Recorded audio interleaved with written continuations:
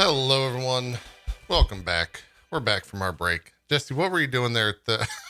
you were making... I was waiting. You were like... You're making little fish noises. Yeah, well, I don't want to, like, behind the scenes, you were like, and... rolling. Muting. And I was just like... Well, no. Okay. Here, and then seconds passed and I was like... I've learned, Mr. Cox, I've learned that with you, it's never safe to unmute early. Because you might get a joke, you might get a laugh, you might get a making fun of me.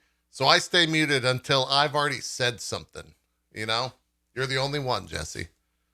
You're the only one in all our years of doing shows together. I gotta watch myself. I don't believe that for a minute. I know what it's like wrangling cats. I get it. I get how this business works. That's true. It's true. Mm-hmm. Anyways, we're back from our break, and all hell is broke. There's so much this is an hour-long show. I just want to remind everyone. I don't know how we're going to do it today, but we'll see. We'll see how that goes. Also, Ollie's joined me. Ollie's been throwing up, so if you just randomly hear dog throwing up on the side and me scrambling, it's because Ollie's here. I don't know why he's doing that. He's a sick dog for some reason. Anyways, where do we want to begin? Should we start with I thought we were just going to talk about the Miss Marvel, costume leak that apparently happened on set, but then Marvel's just like, well, by the way, here's like, the saddest / hypest video that we could produce, over the past 13 years. Enjoy. Also, we'll have some new Eternal stuff. What was that, Bronze? Yeah, I got emotional. So did I. It was a lot. That was beautiful.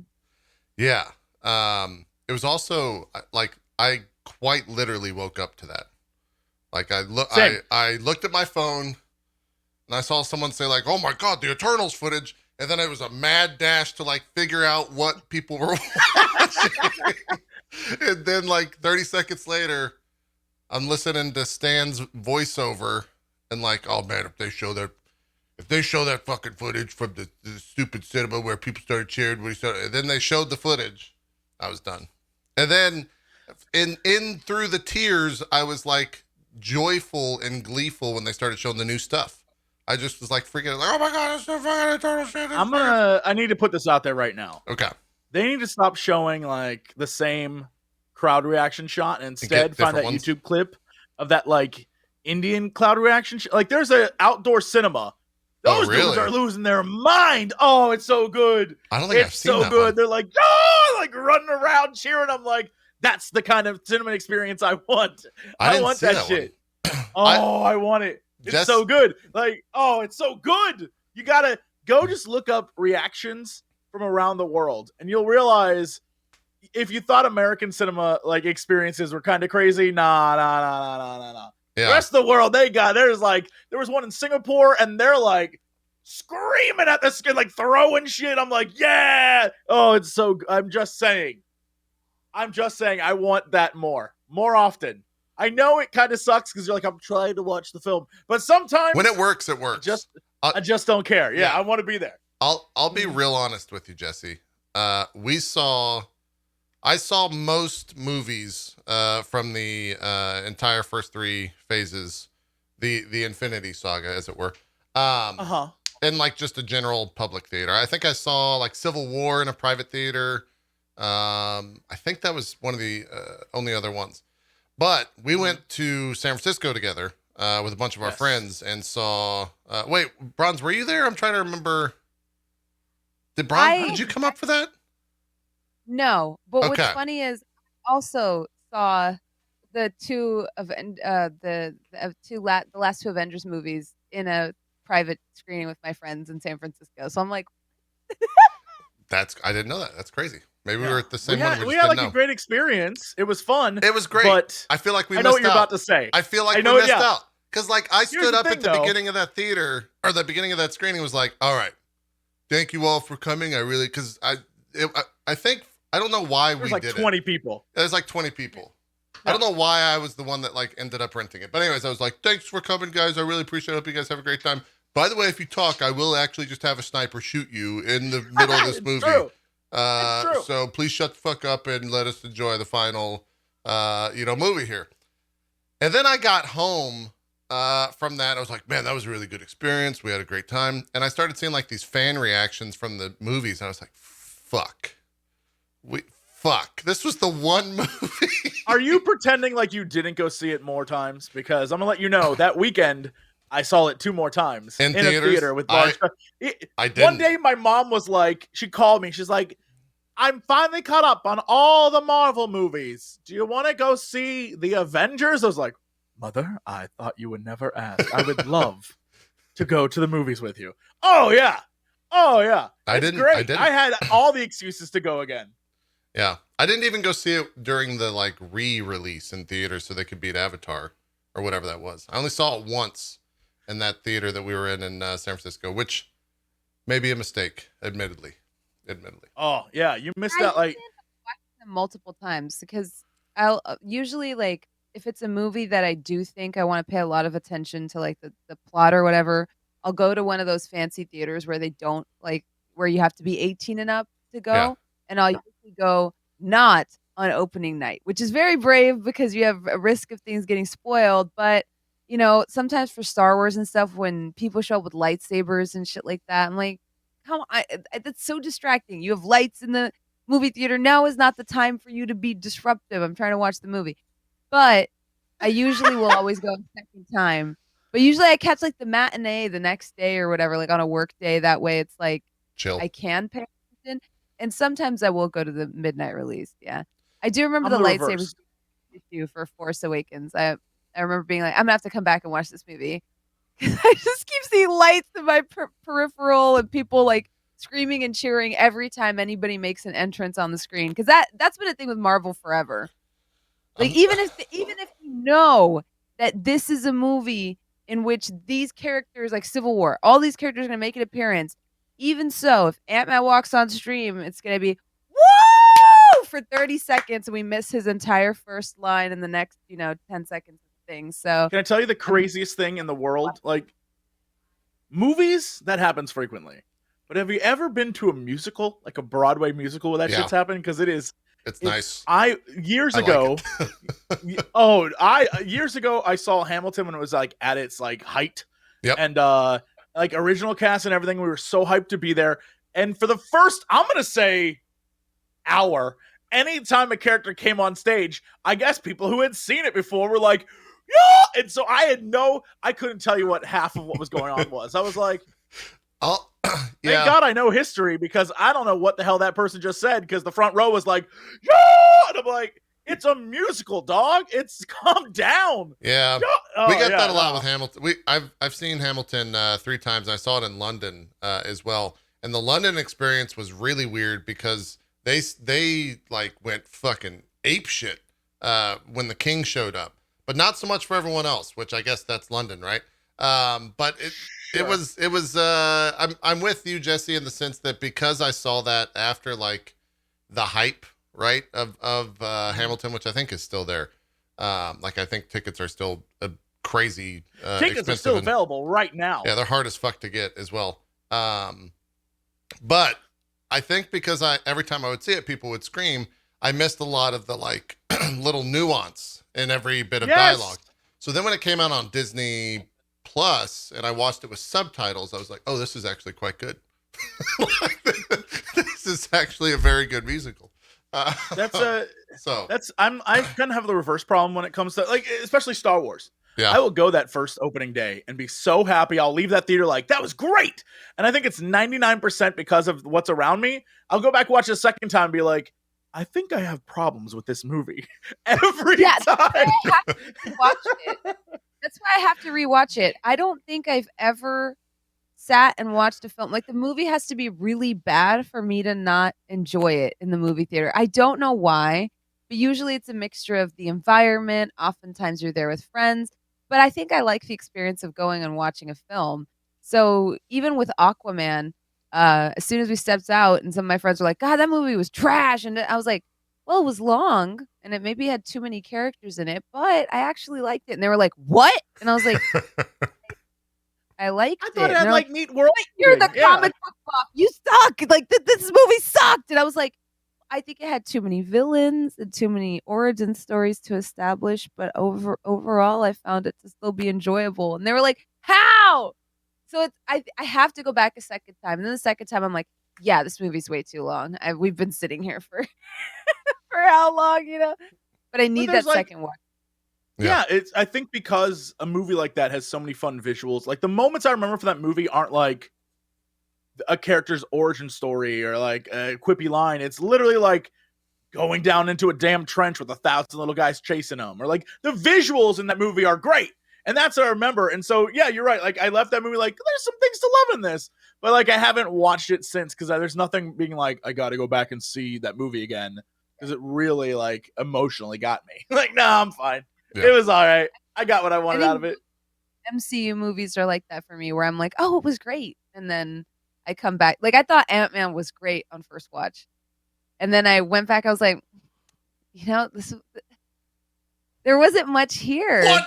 There's like, yeah, it's the of the newer MCU films, it's the one that I'm like, the sequel was so much better than the first. I really think Ant-Man 2 was so much better than Ant-Man. Well, this might be our first disagreement. Here's the thing. Really? I fell asleep during Ant-Man 2. Ant-Man and the Wasp, I fell asleep. What I couldn't tell. You're both off the show. We need some new cast members. I was so You're both bored done. during that movie. What? I was so bored during Ant-Man 2. I don't know why. I love everything about Ant-Man 2. I actually have gone back and rewatched it and been like, all right, it was all right. But I fell asleep. I fell asleep in the theater. I was just like, I woke up and it was the end of the movie. And I was like, great film. Everyone's talking about it. I had no idea what the hell happened. I had to go back and rewatch it. I don't. Where am I? What happened? This show was going so great, and I loved the first Ant-Man movie. I thought it was great, and this one, and the second one, I just passed out. Were you just tired? I was just bored. I just was bored, but I can't figure out why. I don't know why. I have rewatched it, and I was like, that was a fine film, but like, I don't know. There was something about it that didn't get me. Like I wasn't captured in the moment. I can't explain it. It's the only time it's ever happened in a Marvel film where I was like, every time I'm usually there to the end, like, yes. And for some reason, I was just like, here's what I will say about Ant-Man. I enjoyed both movies, but Ant-Man shares, and this is the last, then it's been 20 minutes. What the fuck are we talking about? An hour-long podcast. Ant-Man and Back to the Future, the third one, both share the same space in my head, which is a really weird space. It's the space where, after the movie was over, it went back to the title card of the Blu-ray. And in doing so, it looped the Blu-ray music, also known as most likely the theme song for both of those movies. In Ant-Man, that song lives in my fucking head because in the title screen, it just loops the Ant-Man theme, just nonstop. And so it was on there for like 8 hours while I slept. Also, Back to the Future, it has the like country western song that they play when they dance at the end, or in like the start of the third act or something like that. And the one that's played by like ZZ Top? Yes. The one that has like all the ZZ Top and they hit the thing. And yes, that song. For some reason, those two movies, that both happened where I fell asleep with the fucking like title screen of the Blu-ray on loop. And anytime I hit those or hear those songs, I just get so angry and so upset because I know that little loop is just going to be stuck in my head. So that's my story. I hate it. I hate the Ant-Man theme song. In short, I hate the fucking Ant-Man theme song. I couldn't tell you what the Ant-Man theme song was. That's the one theme song. I can kind of like remember every theme song in Marvel. Couldn't tell you.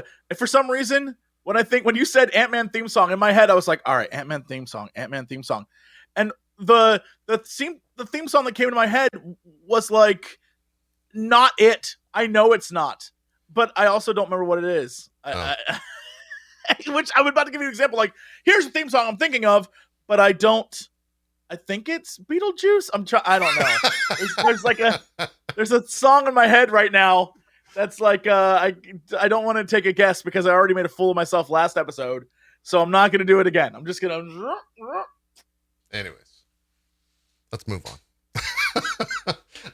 Let's start. I could delve into these topics all day because isn't it the 15 year? It hasn't been that long, right? 15-year anniversary of Iron Man 1? 13 years yesterday. 13 years yesterday. So I rewatched Iron Man 1. Oh, And so, yeah, I've been like, I think I'm gonna make my way through all the Marvel films. There you go. That's how it starts. They get you on that first one. Yeah. Some of my opinions are the same, and some have changed a little bit, And maybe on a second watch, chat, I'll be like, oh, you know what? Ant-Man 1 was better than 2, because I definitely have seen 2 more recently than 1. And I was like, I was actually invested in the villain in this one. And the first one, I feel like they flubbed the villain. But I'm excited to work my way through Iron Man 3 and see what opinions have changed and which ones haven't. I think you'll I'm getting messages about people like, oh, Iron Man 1? The one where Iron Man fights Tom Morello? Oh my God. Yes, that one. That's freshly the one. Rewatching that film, I still don't know how you. Here's the thing. He's in it. He's in the movie. He is. He's one of the goons. Yeah. But, like, for some reason in my brain, over the years, we're like, oh, I remember Tom Morello being in that movie. And it just warped into he's the villain. I don't know why. In fact, I think that'd be great if they just were like, yes, Rage Against the Machine is the villain of, like, think about it. That would be amazing. That would be amazing. Anyway, yeah. Anyway. Can I tell you the craziest thing? My very first memory of Marvel movies was seeing Iron Man in the theater, and during the movie, a father pulling his son out of the theater and yelling about how the movie was trash. I'll never forget that. Well, he was like, he pulled his son out of the movie and he's like, this is what I expect from American cinema. This is garbage. And, like, pulled his kid out of the movie. I'll never forget it. And I don't know why. I don't know what was going on. I couldn't, but he loudly screamed it at the screen and left with his kid. That was my very first Marvel experience. Yeah, it's wild. I was like, I just remember being blown away by Stain's Hindi. I think I actually exclaimed it out loud when he was like, "Tumhara sirf ye tofa hai." I was like, that white man just delivered that Hindi line perfectly. That's true. That the translation is terrible, subtitles bad. But way to go, actor who plays Stain. I remember being like, "What?" That was my takeaway. Wait, so he got the like he said it correctly, but the subtitles were wrong? Yeah, the subtitles were off. Yeah, right. Jeff Bridges, but the way he says, like, he like puts the things in his ears and he goes, yeah. Tumhara sirf ye tofa hai. I was like, Is that when he killed Tom Morello? Yeah, it's when Tom. Well, we don't know if he's dead. Tom Morello. Yeah, remember that? Yeah, he definitely gets a little veiny, though. That's that moment. Yeah. For sure. That guy has to come back in 10 Rings, right? He has to. I love him. Probably. Yeah, I would think probably he has to show back up. Yeah. He dead? Come on. Why everyone got to be dead? I don't know if he's dead. I don't think he's dead. Anyways, this leaked. I got to get this show back on track. This leaked over, I think this was on like Friday, Saturday, something like this. On set, the Miss Marvel outfit. There's a shit ton of different photos of this. It looks great. I think I'm very happy with it. It's very evocative of the game, of the Avengers game that everyone likes to shit on, with this suit. So yeah, I think it looks great. The shoes are the selling point.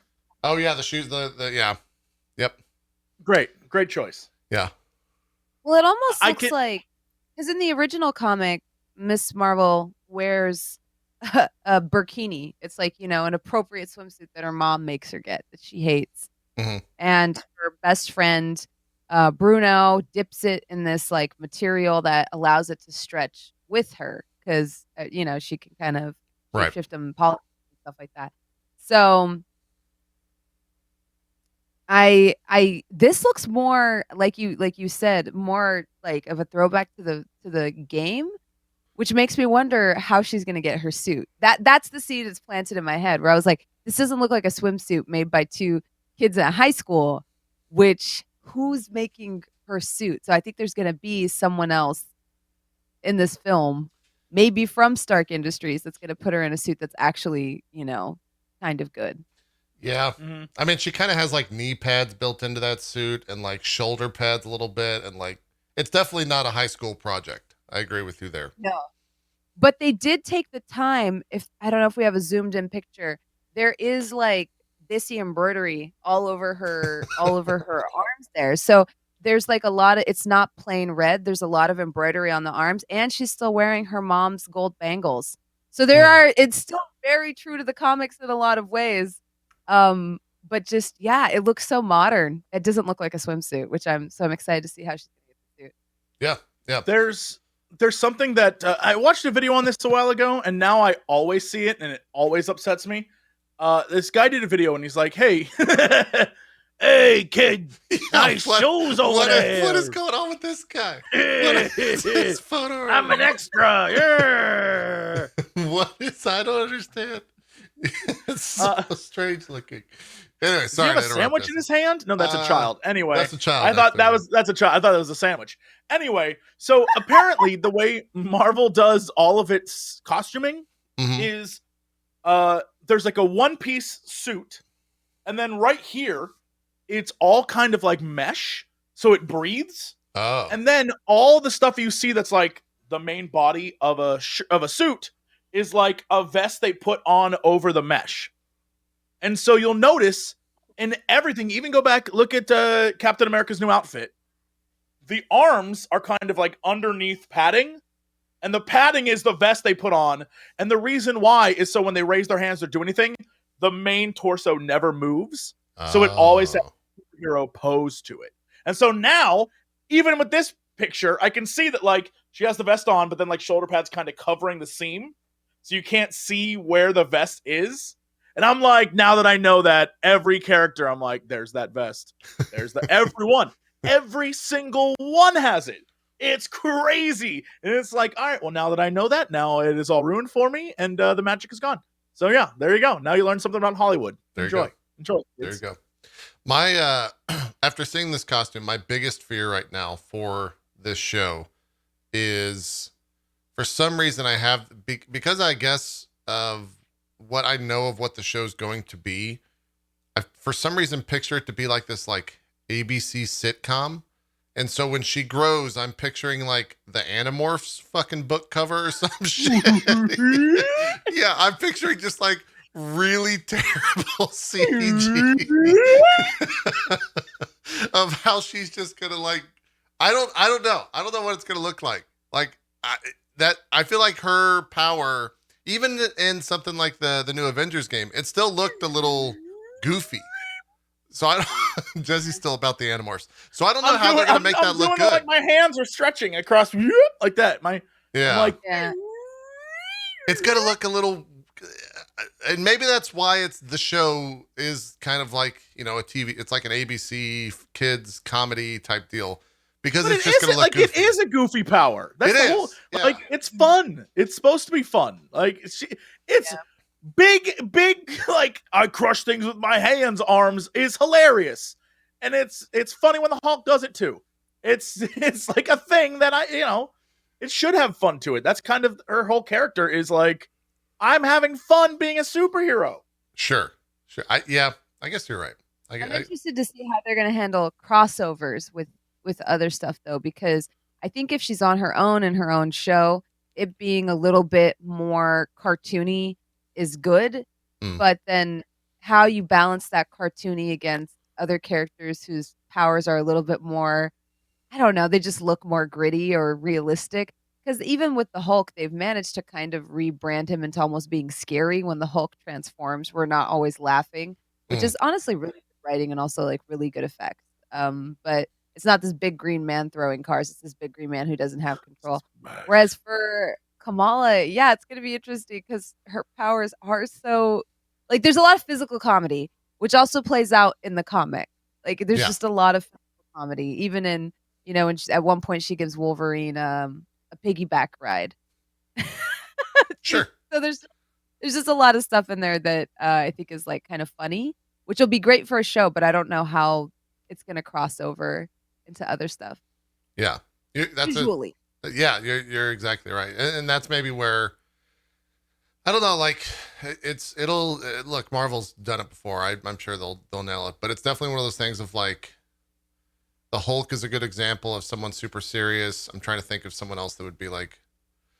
I guess it would come off comical if it's like Thor and her interacting, right? Because Thor would be like super serious, and then she'd do whatever Miss Marvel's going to do that's like comical and lighthearted. So that would be like a good mixed match. But like, how do you? I guess the villain, right? Whoever the villain that they throw into this show is it like a slapstick comedy fight? Like, I don't know. Like, what does that look like? I don't know. I feel like the MCU has its own type of comedy that even if it's sort of like goofy, it has its own style. I will simply say, even though I love Spider-Man 2, go back and watch that movie. There are scenes in that movie that if I today saw that in a theater, I'd be like, this is trash. Even though I love Spider-Man 2. Like, there's the scene where Doc Ock goes to the bank, and like the entire scene is like a battle, yet played way for comedy. Like a coin roll, like he breaks into the bank, and for some reason the bank has bags of coins, and so then he like takes the bags of coins and throws the bags of coins at Spider-Man. The coins roll on the ground, and Joel McHale tries to pick up a coin, and Aunt May is like, don't you do that. And he's like, oh, and he drops the coin, and then of course like the fight breaks out into the street, and so Doc Ock grabs Aunt May, because of course out of all the people there, he grabs Aunt May. And Aunt May's like, oh! And then he starts climbing the building, and they literally do a like spoof of King Kong. And then he gets up to the top, and he's like, I'm gonna throw Aunt May. And Aunt May goes like, she flies into the air, and then she hooks onto a gargoyle with her umbrella, and she's like, and then she holds onto the umbrella. Holy shit! It is like the whole scene is like real. Like it's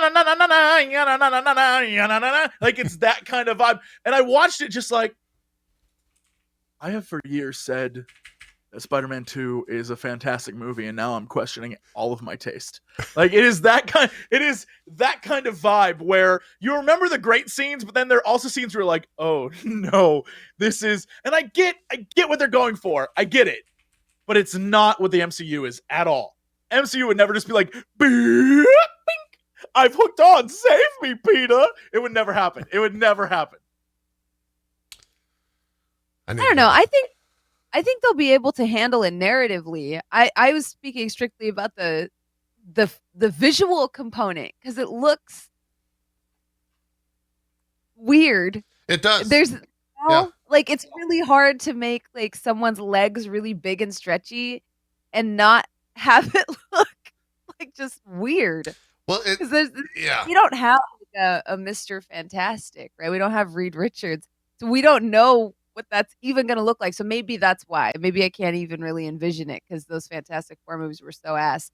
But it's one of those things where it's like, is this gonna just look? Is it gonna be like this really awesome fight scene, and then Kamala comes in to help, and maybe her and Peter Parker exchange words because they're neighbors, and then her arm gets really big and like high fives them or something like.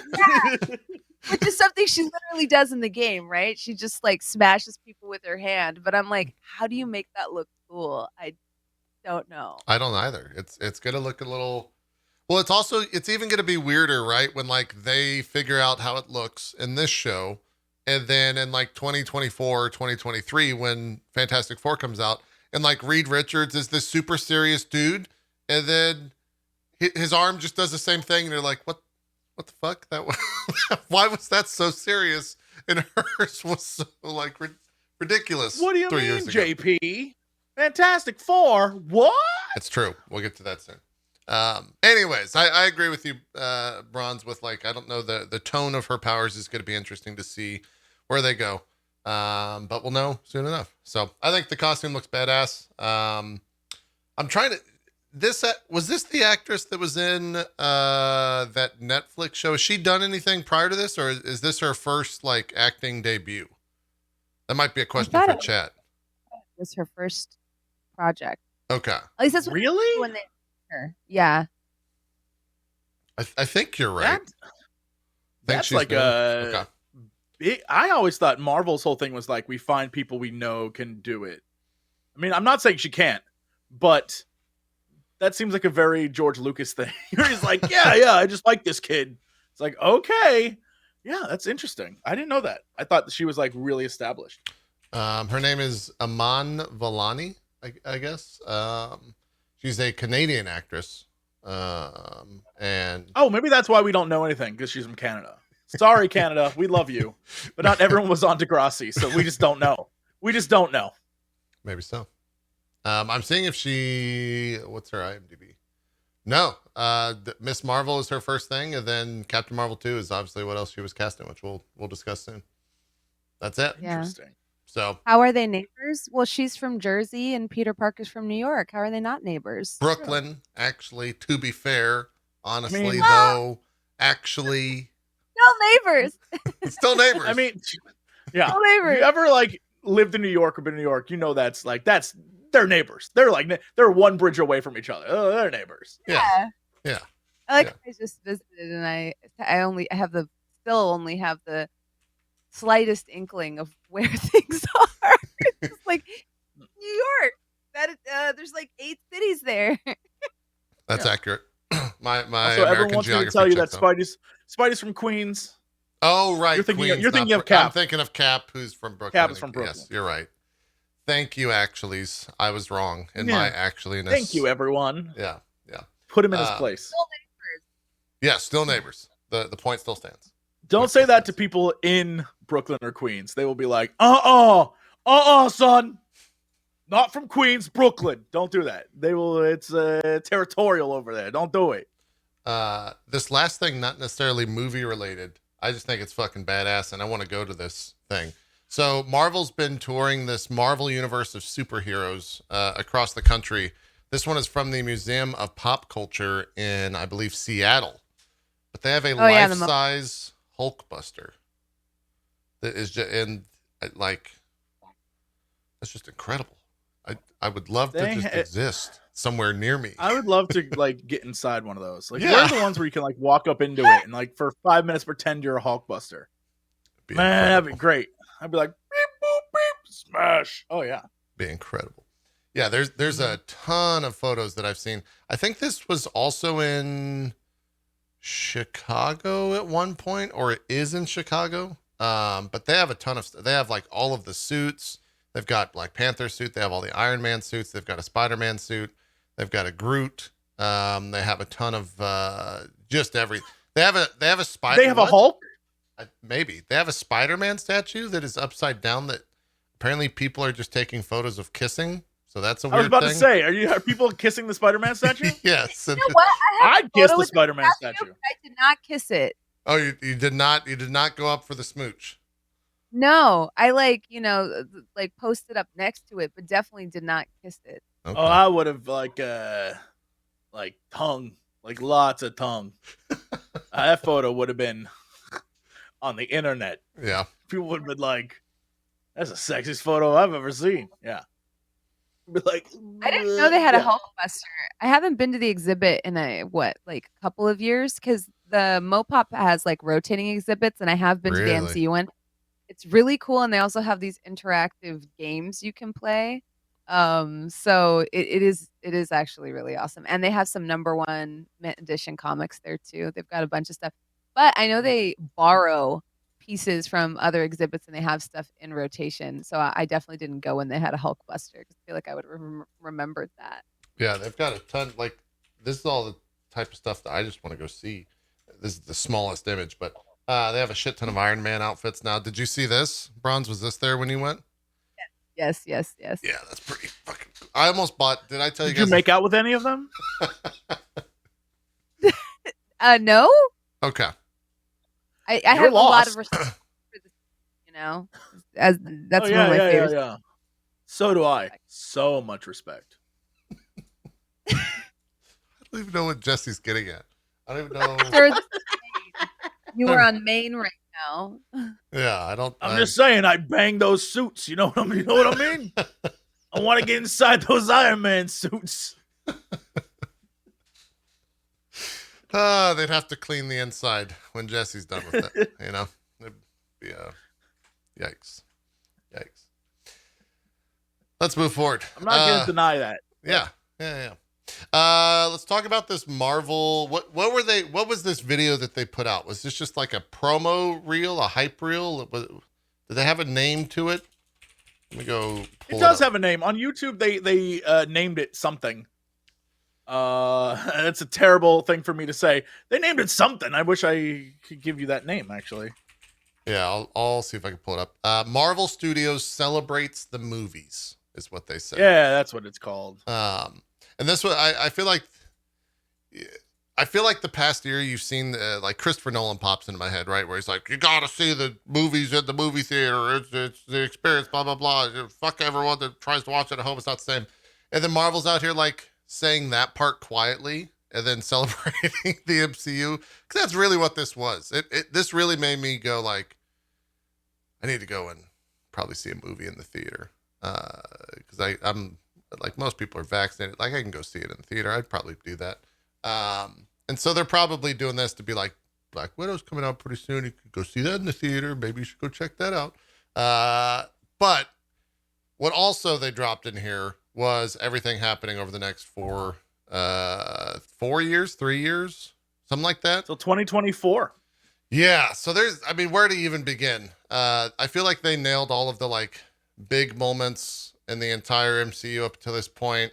They obviously knew what the fuck they were doing with the Stan Lee talking over this. Bronze, you're 100% correct in saying that, like, if you're an MCU fan, this without a doubt was like a highlight reel of all the best moments, and it definitely got you somewhere in the feels with just there's a billion different points in it where it's like, I remember that. Yep, that's sad. Oh, that's even sad. Oh God, that's even sadder. And so it was very well done. Whoever edited this is incredible, and they should use this person a lot more if they already don't use them for everything. But alongside this footage in the like back half, the first minute 30, minute 40 was kind of what happened in the past 10, 13 years, I guess. And then the rest is, by the way, is what's coming up. So it started off with Black Widow, which we've kind of already seen most of the stuff with. We've talked a lot about that as well. That comes out on July 9th, 2021. I've never been more convinced based on that trailer. Like, I know we talked about this, and I kind of was like, whatever. But I've never been more convinced that this is the handoff movie, right? Like, this is it's no longer Scarlet. And there's going to be a new Black Widow. 100%. Like, totally convinced of that now. Especially because of this trailer. I'm like, all right, I see where we're going. Yeah, now I'm very much on that train. Yeah, I agree as well. That will be Scarlett's probably last take at the role for sure. Mm-hmm. Which will be sad, but I also think that the actress that is poised to take her place is very good as well. So it should be fun. None of us can say her last name correctly. Yes, she'll do great. Pug. She'll do wonderfully. Pug. I don't know how the fuck to say it. I don't know. Pug? Pug? Poog? Poo? Her last name's not Poo. And it's not Pew? happening. Is it Pew? I'll take Pog. I don't know. Pew? I don't know. This is where we're at. This is why everyone should we all just change our last name to, if we're all Smiths, we're all family. That's all I'm saying. Yeah, that's true. We all just became like it's Johnsons. I'm just saying Coxes. Think about it. If everyone was a Cox, right? It's true. If everyone was a Cox, life would be easier. No confusion. Yeah, no Zero confusion whatsoever. You know what kind of sucks about it, though? I feel like, and I understand that logistically that the handoff has to happen, but because nobody wants to be doing these movies for 15, 20 years, eventually at some point you want to do other work. And Robert Downey Jr. said that, I think, at some point. I remember 4 or 5 years ago, missed doing roles other than Iron Man, but kind of signed on to do this, right? But one of the things that kind of sucks is that you don't often see really dope older women in action roles or in roles like that, which is why I was so excited to see Cate Blanchett as Hela. And so that precedent does kind of suck. It does kind of suck when it's like, oh yeah, we're going to get, a young hot chick or a younger, hotter chick. I wish we had more like older, more like those types of dignitaries in these movies, because there's just not that many. We do have Julia Louis-Dreyfus now, which is very nice. But I hope that trend continues because we have a lot of the guy villains. We don't have a lot of older women in the MCU, and I hope we get to see more. Like, I like the trend of passing the torch and young people coming in, but I would also like to just see some of them hit over the age of 35. That would be kind of cool, you know? In Hollywood? Come on, Broads. What in Hollywood? I know, I've asked too much. Like, Hello was huge for me. That was just like, oh my God, they got, they actually got somebody that they didn't get like a kid to do the role. They got somebody like an older female villain. And I'm excited to see like more of that. And I think like Julia is a step in the right direction. I think it's really difficult, especially with the Black Widow character, because like, all right, you're in your 40s now, tuck and roll and jump and dive. And it's like, I mean, I guess that's why we have stunt doubles, but it's also a really funny article. And this, I don't know, spoilers? ? Alfred Molina was talking about Spider-Man, and the dude was just like, they asked me to do Spider-Man things, and of course I'm like, yeah, I can do it. They'll do some de-aging thing to my face, but really, all I did in Spider-Man 2 was stand there and emote, because the tentacles did everything. And he's like, so it looks like I was being physical.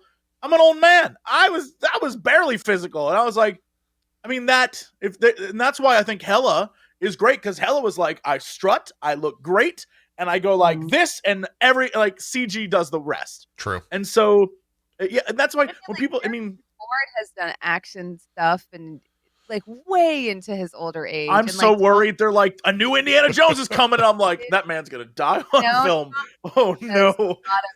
A lot of stuff too. So I guess like we have plenty of examples of like dudes doing action oriented roles. Agreed. I don't know what Agreed.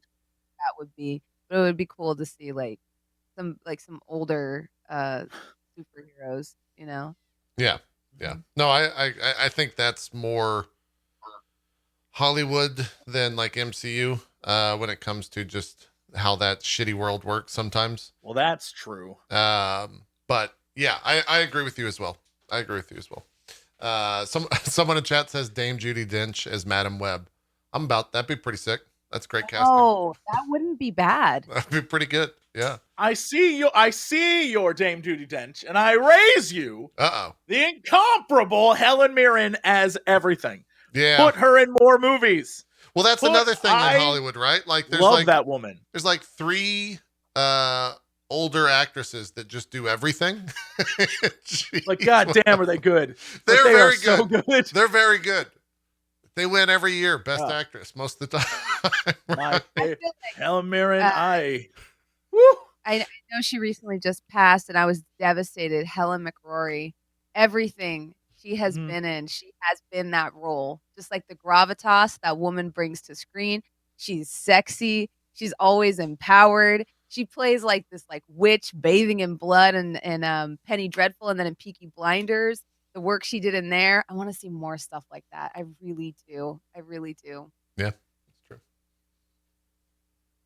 Now I'm just thinking about those shows you just listed. Anyways, I'm just thinking about Helen Mirren. What?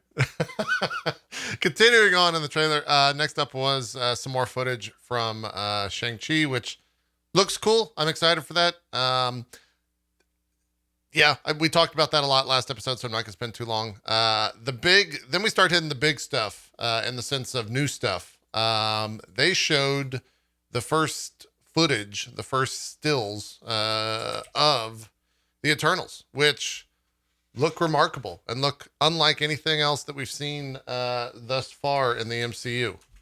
Everyone in that cast looks amazing. I am truly. When I saw Selma, I just screamed, Selma! I am truly outraged and angry about how beautiful Gemma Chan is. I do not like it. It outrages me deep to my core. Like, every time I see her, I'm like, I hate that she's that attractive. It like angers me. But meanwhile, everyone else looked great too. Everyone looks fantastic. And my biggest question is, I don't understand.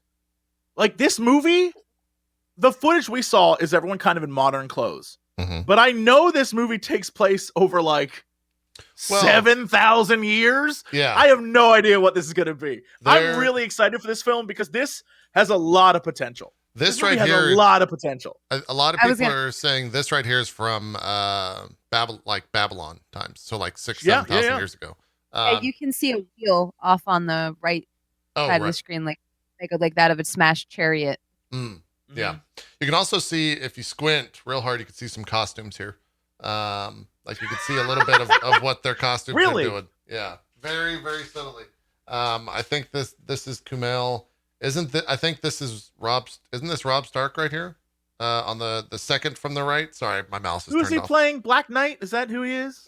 Who is Rob Stark in this movie? I forget who he was cast as. This is where my Marvel knowledge starts to wane, in the sense of who all of these characters are.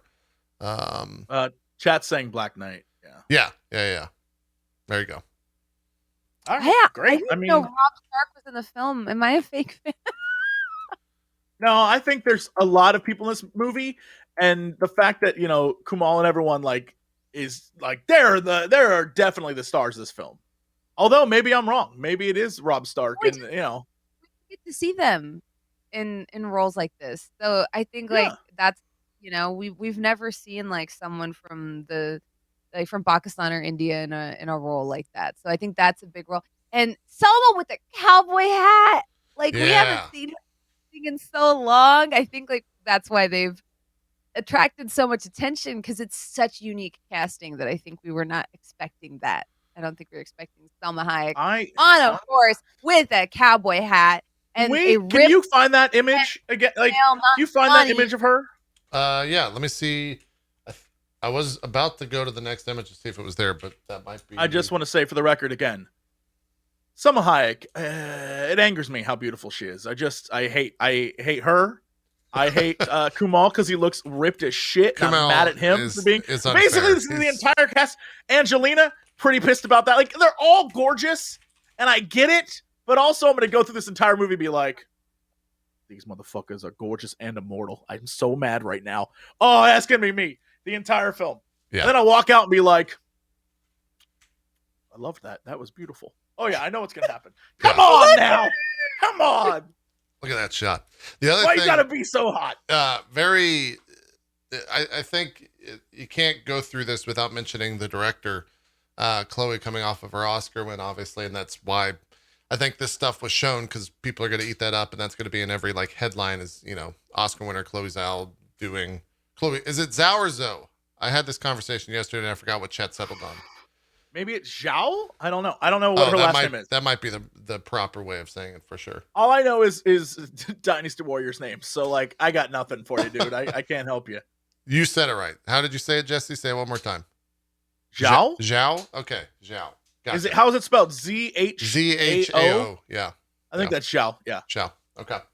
Yeah. Her big thing is natural lighting and no green screen, which great. The Marvel Twitter, the anti-Marvel Twitter, apparently got really aggro over the weekend, according to some stuff that Feige was saying, when it came to green screening, and the fact that he saw this without a green screen was wow, I didn't know this is incredible natural lighting, blah blah blah. And it's yeah, how do you think they made movies the past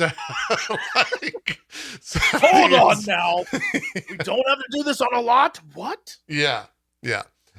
So with that said, that's why this, I think, looks so much different than everything else out there. But I agree with you. Everyone in this movie just looks gorgeous. It's upsetting. The cast of this film is, I'm looking at it, the cast of this film is great. Yeah.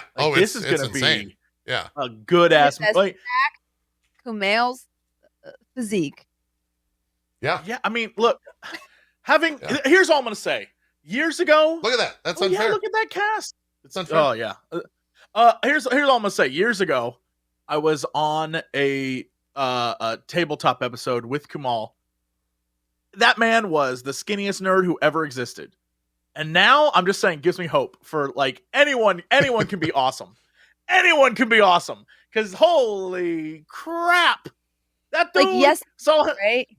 He was so open and honest about the fact that he was this isn't for normal people. Yeah. It was one of the first things he tweeted. He was normal people can't look like this. He was I have people that tell me what to eat, when to eat, what to do, when to do it. And he was like, "This isn't normal people stuff, so stop holding yourself to that standard." And I can't. I will always now. I'm so sorry. Jesse's like, "No, I've got That's because it." he's trying to keep us normies down. He knows he's like us gods. You can. That's like when people are like, "No, don't stream." That's because they're trying to get all the money, kids. Stream, go crazy. Don't listen to these people. Don't do it. That's come on. These just like, don't become like me. Smash. Yeah, no. I ain't falling for that. It sucks that such a damper was put on it because people were like, "He obviously did steroids," and I'm like, okay, but like, What? even if he, that means like maybe everybody else did too. Like, yeah, why are we bringing this up now? Duh. Everyone else gets. Look at okay, go look at Chris Pratt in Parks and Rec. Go look at Chris Pratt in Parks and Rec, and then go look at Guardians of the Galaxy 1 and mark how little time passed between those two. Why weren't y'all talking about steroids then? Yep.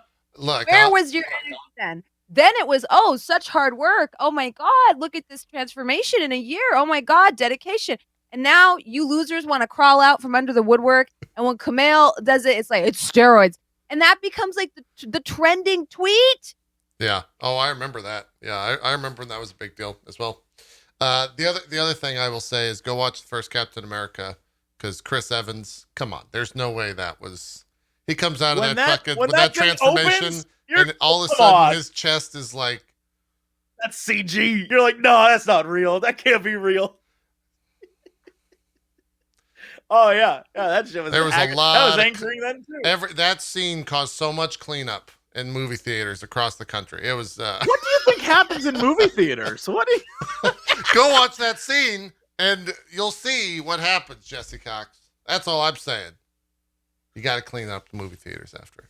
Yeah, I mean, you should anyway. You should. Those things get dirty. They just get dirty. They do. Yeah. What do you think happens in movie theaters, Jesse Cox? Bronze. I mean, you watch a movie. What kind of movie theaters are you going? This is why I do private screenings now. It just got too scary in there. All right, it was. Whoa! Oh no, this is going the wrong direction. I was saying for one. No, don't take this out of context. Don't do this to me. Don't do this. Let's move forward. Yeah, the floors get sticky. I get it. I used to work in a movie theater. It was a pain in the ass to clean. Yeah, I'm sure. I'm trying to see if there's any other shots. Here's another one on the beach with some more suits. This suit on the left looks really cool. He's got like a. Yeah. Is that? Oh, I think that's a lady. Her outfit looks incredible. I'm very excited for this movie because I don't know very much about any of these heroes, and so I can go in with like, without the. I wonder how they're gonna do like this thing or like this ability. It's just gonna be like I just want to see what happens. I just want to see how what they do. I'm curious if they're gonna touch on things like. I mean, like, is there gonna be a Thanos cameo? Are we gonna see things like that? I saw a joke post of seeing like they're gonna bring back Josh Brolin and they're gonna fight Thanos, but he's not gonna be like the superpowered Thanos. He's just gonna be like a normal Thanos, but they're gonna fight him. And I'm like, why the fuck would they do that? He's gone. He was already kind of superpowered. Like here's the thing: they brought back Ronan, and that was in the past. After Ronan died, they were like, yeah, stick him in Captain Marvel. Yeah. I mean, it's possible. Yeah. It is possible, and it would add to his villain story a little bit, but I don't know. Is that how they get people in? Is it necessary? I don't know. Yeah. No, I don't think that's how they get people in. Is they're gonna be like, look at this cast. We brought all the ballers. We don't like. People are gonna go see this movie anyway. I don't think they're gonna need to know the story. The story, I do want to know, and I am concerned how you tell a story over such a length. Like they've tried to do it in movies before. Like there's that movie with Tom Hanks that was over like 3,000 years or whatever. And they never quite work out the way you think they're going to work out. So I'm very curious how this is going to, be. How long it is, how much is going to be actually interesting. Yeah, I don't know. We'll see. Yeah. I'm very excited though. I mean, either way, it'll be super pretty to look at. Yes. God, the shots look so good. I mean, movies like this are so difficult to, or content like this is so difficult to convert from a comic medium to the screen. because we kind of saw that with Thanos's backstory. They kind of just had to set him up as like a really strong guy who wanted balance, whereas like in the comics, you know, he has such a wide sweeping story that kind of spans across like decades, right? And so we kind of feel like this is a problem that's brewing for a long time. And I remember reading the Thanos imperative, and there's parts where they're just like, we don't know what to do with this guy. And that I would like to, I guess, minorly spoil the end of that comic. It literally ends with them sealing him in a different realm where he fights what's that dude's name? Basically Nova and Peter Quill for eternity. Like, because he kills death itself, and he creates this cancer verse and this whole thing, and so death can't die or something like that. It's so it's been a while since I've read Thanos, but it's so crazy. And it's like, how do you tell stories like that? Like, they're so sweeping, and it's the same thing with like the backstory for those 4 henchmen he had in the Avengers movies. A lot of people are like, who is Corvus Glaive? Yeah, who the fuck are these people? Yeah. Who is, you know, Proxima? Why are they big deals? Whereas in the comics, like, you get to see each one of them get recruited and handpicked, and why every single one of them, why Ebony Maw is as scary as he is. But and they give a nod to that in the movies, but a lot of people are like, who's this person that's like beating the crap out of my favorite superhero? Isn't this just some henchman? And it's like, these are like Thanos's handpicked people over like, you know, after conquest of God knows how many planets. So think about what it would take to stand out to him on a galactic level. Yeah, the biggest issue with Thanos was always not his presence and not the stuff that, like, all the things that like Thanos is in the background and all the Thanos stories are great. But you're right, Bronze. They never know what to do at the end. Like, once, like, how do we end a Thanos story? They never, like, the one I remember the most is they were like, we've defeated him, and now he's a farmer. And it's like, wait, what? Like, we took his memories and made him a farmer, but also we put one of the Infinity Stones on the farm, and you're like, Jesus Christ. Okay. Comics. Like, it's that kind of vibe. Like, they never know what to do with the evil villain. So, and I think, you know, as it vanquish them permanently. I think they always want to keep them in the back pocket to bring out, which is actually interesting. As much as we want to criticize it, after seeing Zemo come back, like, I feel like the entirety that we've been discussing the series, we're like, really hope they didn't kill that guy, because seeing Vanko come back might be interesting. Like, now we know why the comic books do it. Yeah. But the comic books, because it happens so often, they get really ridiculous. It's like, you know, the more over the top, the better. But thankfully, because the movies, they're so few, you can have a villain live and then come back. Like, you know, you can kill off Red Skull and be like, man, I wish Red Skull was back. And then you throw him in a scene where you're like, this doesn't make any sense, but F it, I love this. Yeah. Like, that's kind of, I'm like, I don't know why this is happening, but I'm excited it's happening. Yeah, that's what this shot. I love that sword. That sword is so cool. Do we know what sword, like, what sword is this? Do we know? I don't know who she's playing. Is this like Excalibur or some shit? Like, what is what's going on? I'm Googling Angelina Jolie who character. Is Angelina Jolie Eternals. Playing? That's, yeah. Again, I know she's playing Thena. Let's see. Edward Elric. What, Bronze? What did you say? What was it? Isn't she like Edward Elric? Can't she like transmute energy? Am I totally, you know, like in Full Metal Alchemist, how he can like go. Oh, you're talking about the anime. I didn't know what the fuck you were saying for. Oh, yeah, sorry. Isn't that her thing? I need to reread Eternals. It's been a minute. Isn't her thing? Can't she like transmute whatever her energy is and make? Maybe. I don't know what her power is. Her powers were. And make shit and then use it. I think she can. I think she's like a transmuter. Like, she can like turn energy into whatever she wants, kind of like Green Lantern or like Full Metal Alchemist thing. So this slight spoilers coming from this article says Thena, whose cousin is Thanos, is romantically linked to Crow, a warlord for the Eternals' arch enemies, the Deviants. Their conflicting loyalties often affected those whose side they were really on, and sometimes resulted in betrayal. Thanos' powers include hyperspeed, regeneration, telepathy, teleportation, transmutation, strength, immortality, and the manipulation of both psychic and cosmic energy. And yeah, everything. So she's pretty she strong. Does everything. She's a pretty strong one. That's the comic lore, I should say. Who knows what they're going to give her in the movies, but she sounds kind of like a badass. Which I'm about, and she deserves. Yeah, I just remember her like being able to like just transmute stuff. And I was like, oh, like Full Metal Alchemist. So is she the villain? I don't know, maybe. No. Oh. I don't know. I know nothing about the Eternals. Honest to God, I don't know what they're going to do with this movie. Like, I know of the Eternals. I know some of the characters. I'm not a big Eternals follower guy. Like, I couldn't tell you 90% of the stories that are happening. I also don't like, the MCU plays fast and loose with the rules. Yeah. Once they were like, the Skrulls are the good guys.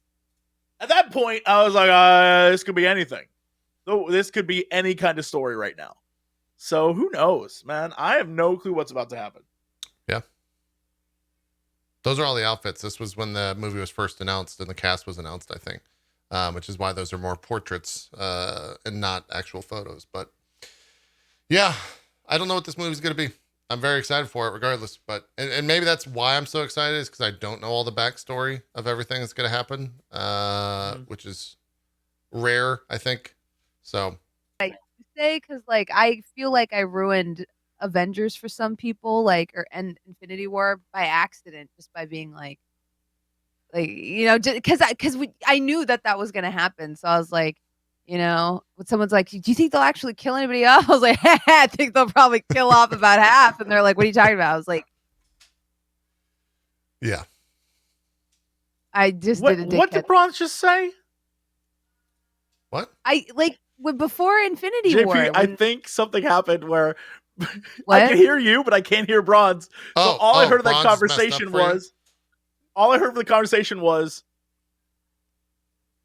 yeah, okay. she's fine now, I think. Bronze, talk real quick. Yeah. Hi.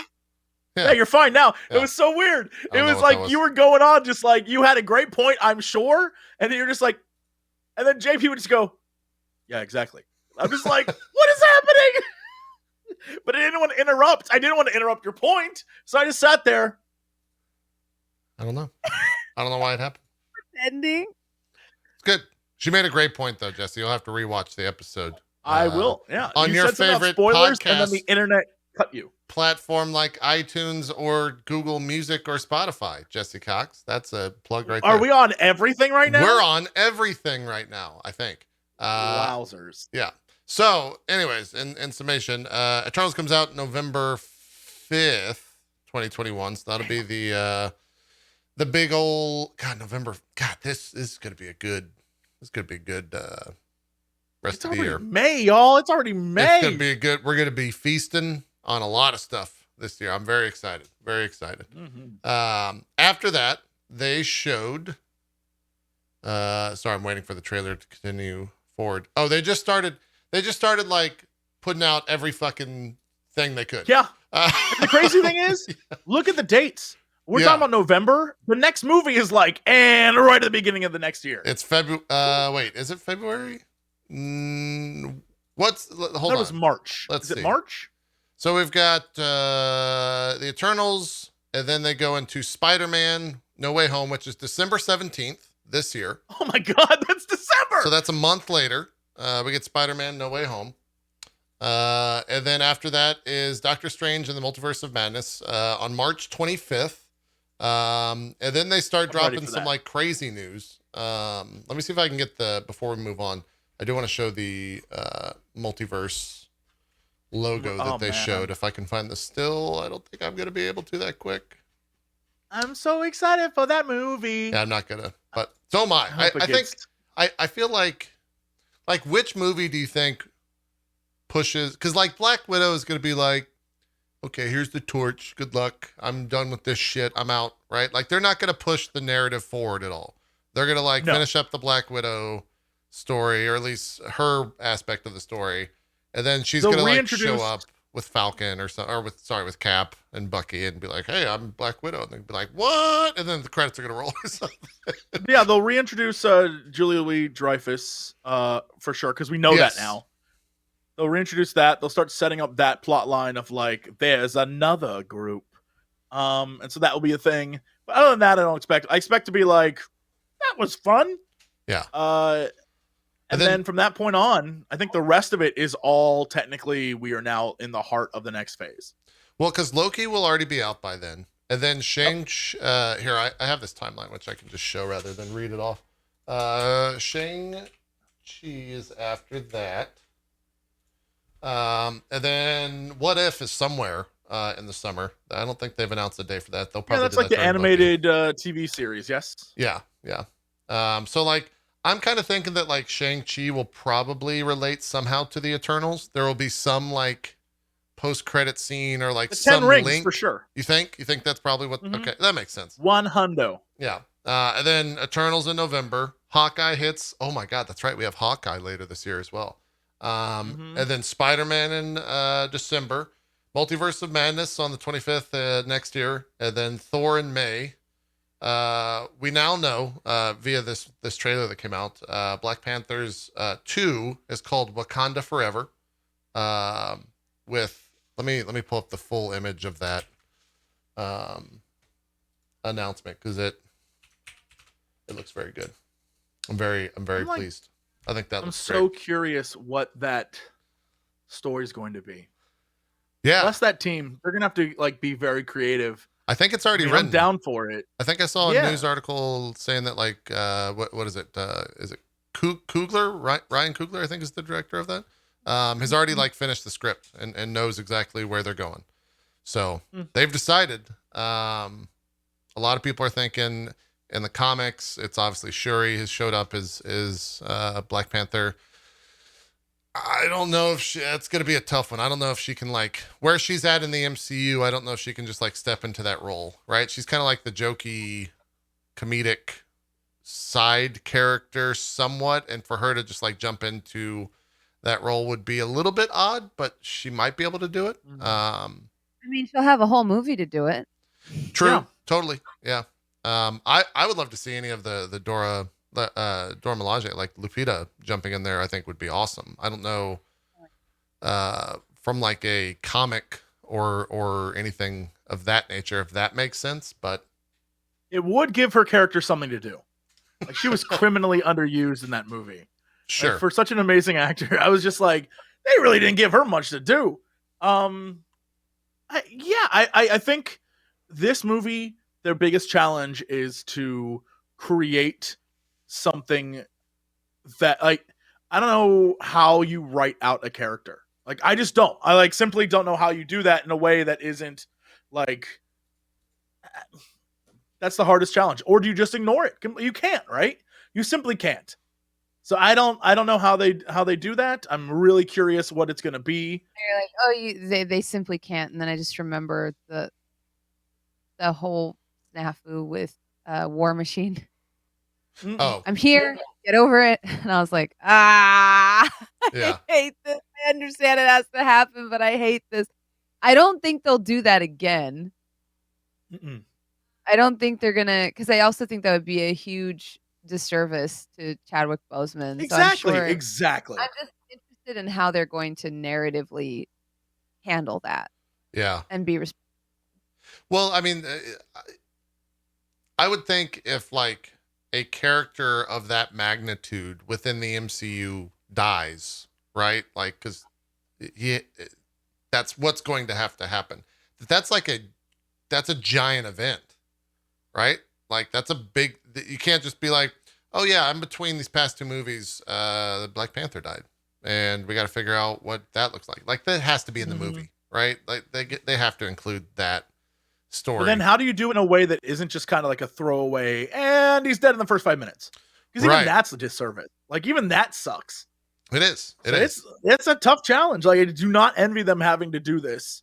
It's like a really sucky situation all around. Like it's just sad. Everyone else so like this big on-screen send off.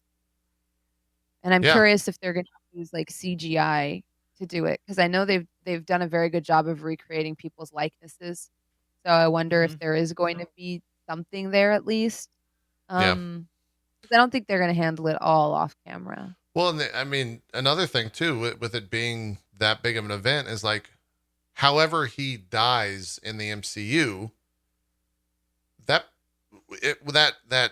being, that force, that person, that entity, that group, they're not going to last very long, right? Like, they're going to immediately get, they're not going to stick around. I definitely thought Ao would mention something to Bucky. Like, hey, you got to come back. We're dealing with some shit. Why? Yeah, I don't know why I thought that.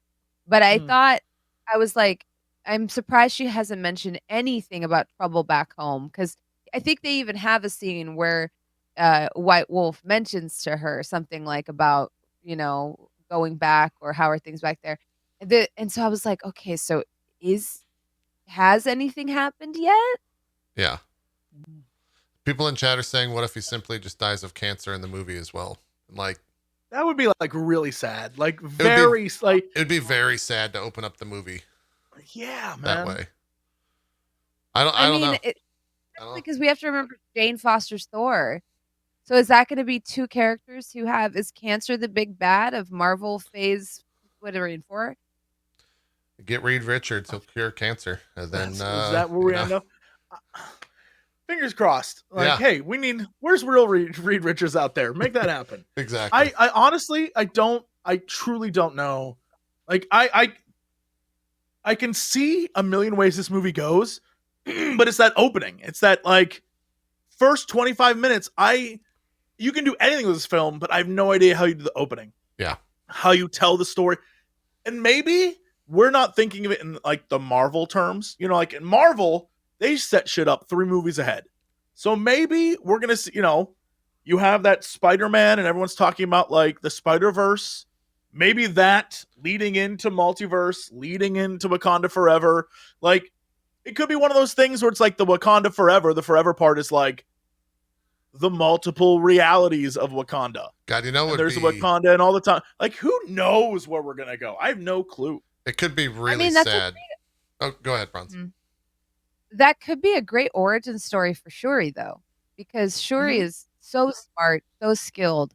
And if her brother were to pass from cancer and this is the one thing she can't fix, that's going to send somebody on a journey. Yeah. Like, this is somebody who's, gone toe-to-toe with Dr. Banner and the smartest minds, Tony Stark in the MCU. And if they do go that route that she can't help him, I think that is the setup for her to become Black Panther and to step out of the role. That's fantastic. Yeah, like I'm tearing up. The one thing I'm just thinking about it because that is I don't know if they're gonna do that movie because that would be freaking heartbreaking. Totally. Yes, but like what a great remove the stone from Vision's head, but she can't save her breath. Nah, I'm tearing up, y'all. I can't do that. But that's the kind of story I think needs to be told, right? Like a character who, like the one thing she couldn't do was save her brother. And that's so effing sad. But like at the same time, like that's like great is like a terrible word to say, but that is, if you're a writer, that's smart. Like a very smart way to create. You're all weak. Like it's a very smart way to create that story. It's compelling. It's something that I would be like, yes, because it drives her. It's her fatal flaw. Yeah. Like she's a brilliant genius, badass who has laser hands and still couldn't in the end say, which again, that's what made Infinity War so good is they, the entire time they all sacrificed and they still lost. Right. And that's, I think, what is a very, again, I was about to say exciting, but like, that's not the correct word. Right. But it's emotional. It's one of those things where like, you're totally on her side the entire movie and you're in. And I like, I love that idea. I think it's like really, it's very, Bronze just made a movie I would go watch in a heartbeat. Yeah. But I get if some people wouldn't, because I mean, like I said, having a character's death motivate another character, narratively, it's not ideal, right? But I think the important thing to note here is that Chadwick did know he was sick. And even though everything gets leaked about these movies, people had so much respect for him that this is the one thing that did not get leaked. So I think he maybe did have some plans in place, with regards to like how he probably wanted that contingency handled. Yeah, I think whatever. I'm not going to be surprised if they don't have footage. Yeah, I think they may have recorded some not B-roll, but some yeah. If they have that, oh, Bronze, I'm gonna be like, hold me. I'm gonna be like, someone. It'll be very. If they like have footage of him and he's like with his dad, I'm gonna be like, because he was during the first film's filming, he was going through chemo at that time. There were a lot of people who were aware that he was sick. Mm-hmm. So I don't think it's completely out of the realm of reality that there isn't an homage or something special recorded. Potentially. I don't know. Well, we'll have to see. I mean, that's coming out in next summer, essentially. God, I don't even know what we're going to be talking about a year from now in terms of the MCU. We're going to be saying some crazy shit. Go back to that timeline. There's like 8 things between now and then. I know. It's going to be insane. The other thing that I will say about Black Panther Wakanda Forever is the like number one comment I saw about everything was that the opening of this movie is going to be worse than Up, which I never thought would be something that could ever like be surpassed in terms of just hit you right in the feels in the opening of the movie. I think that this. Bro, why did they make that movie? I only recently, like 8 months ago, and my friend was like, "It gets better. It gets better." It didn't. That entire movie was depressing. I thought it was good. The opening opening fucks you up. Like, it was good, but like it was like, oh no, it's like warm and fuzzy. Then it was like, even at the end, it's sad. Like the entire movie is sad. This kid's dad sucks, and these old people, and who would make somebody at Disney Pixar is a freaking sadist that gets off on torturing. Because even those Pixar shorts, I'm like, what? I'll watch like a video like Kitbull, and I'm like, who would make that? You're sick. You're fucked up. They definitely exist in a world of like, and now to pull your emotional strings. Totally. Like a puppet that you are. Every time. I'll go into a movie, like literally, I went into Soul, which that was their most recent one, right? I think. I went into it, was like, all right, I guess I'll watch it. And at the end, it was like, they got me again. I didn't think they were going to get me, but they got me again every time.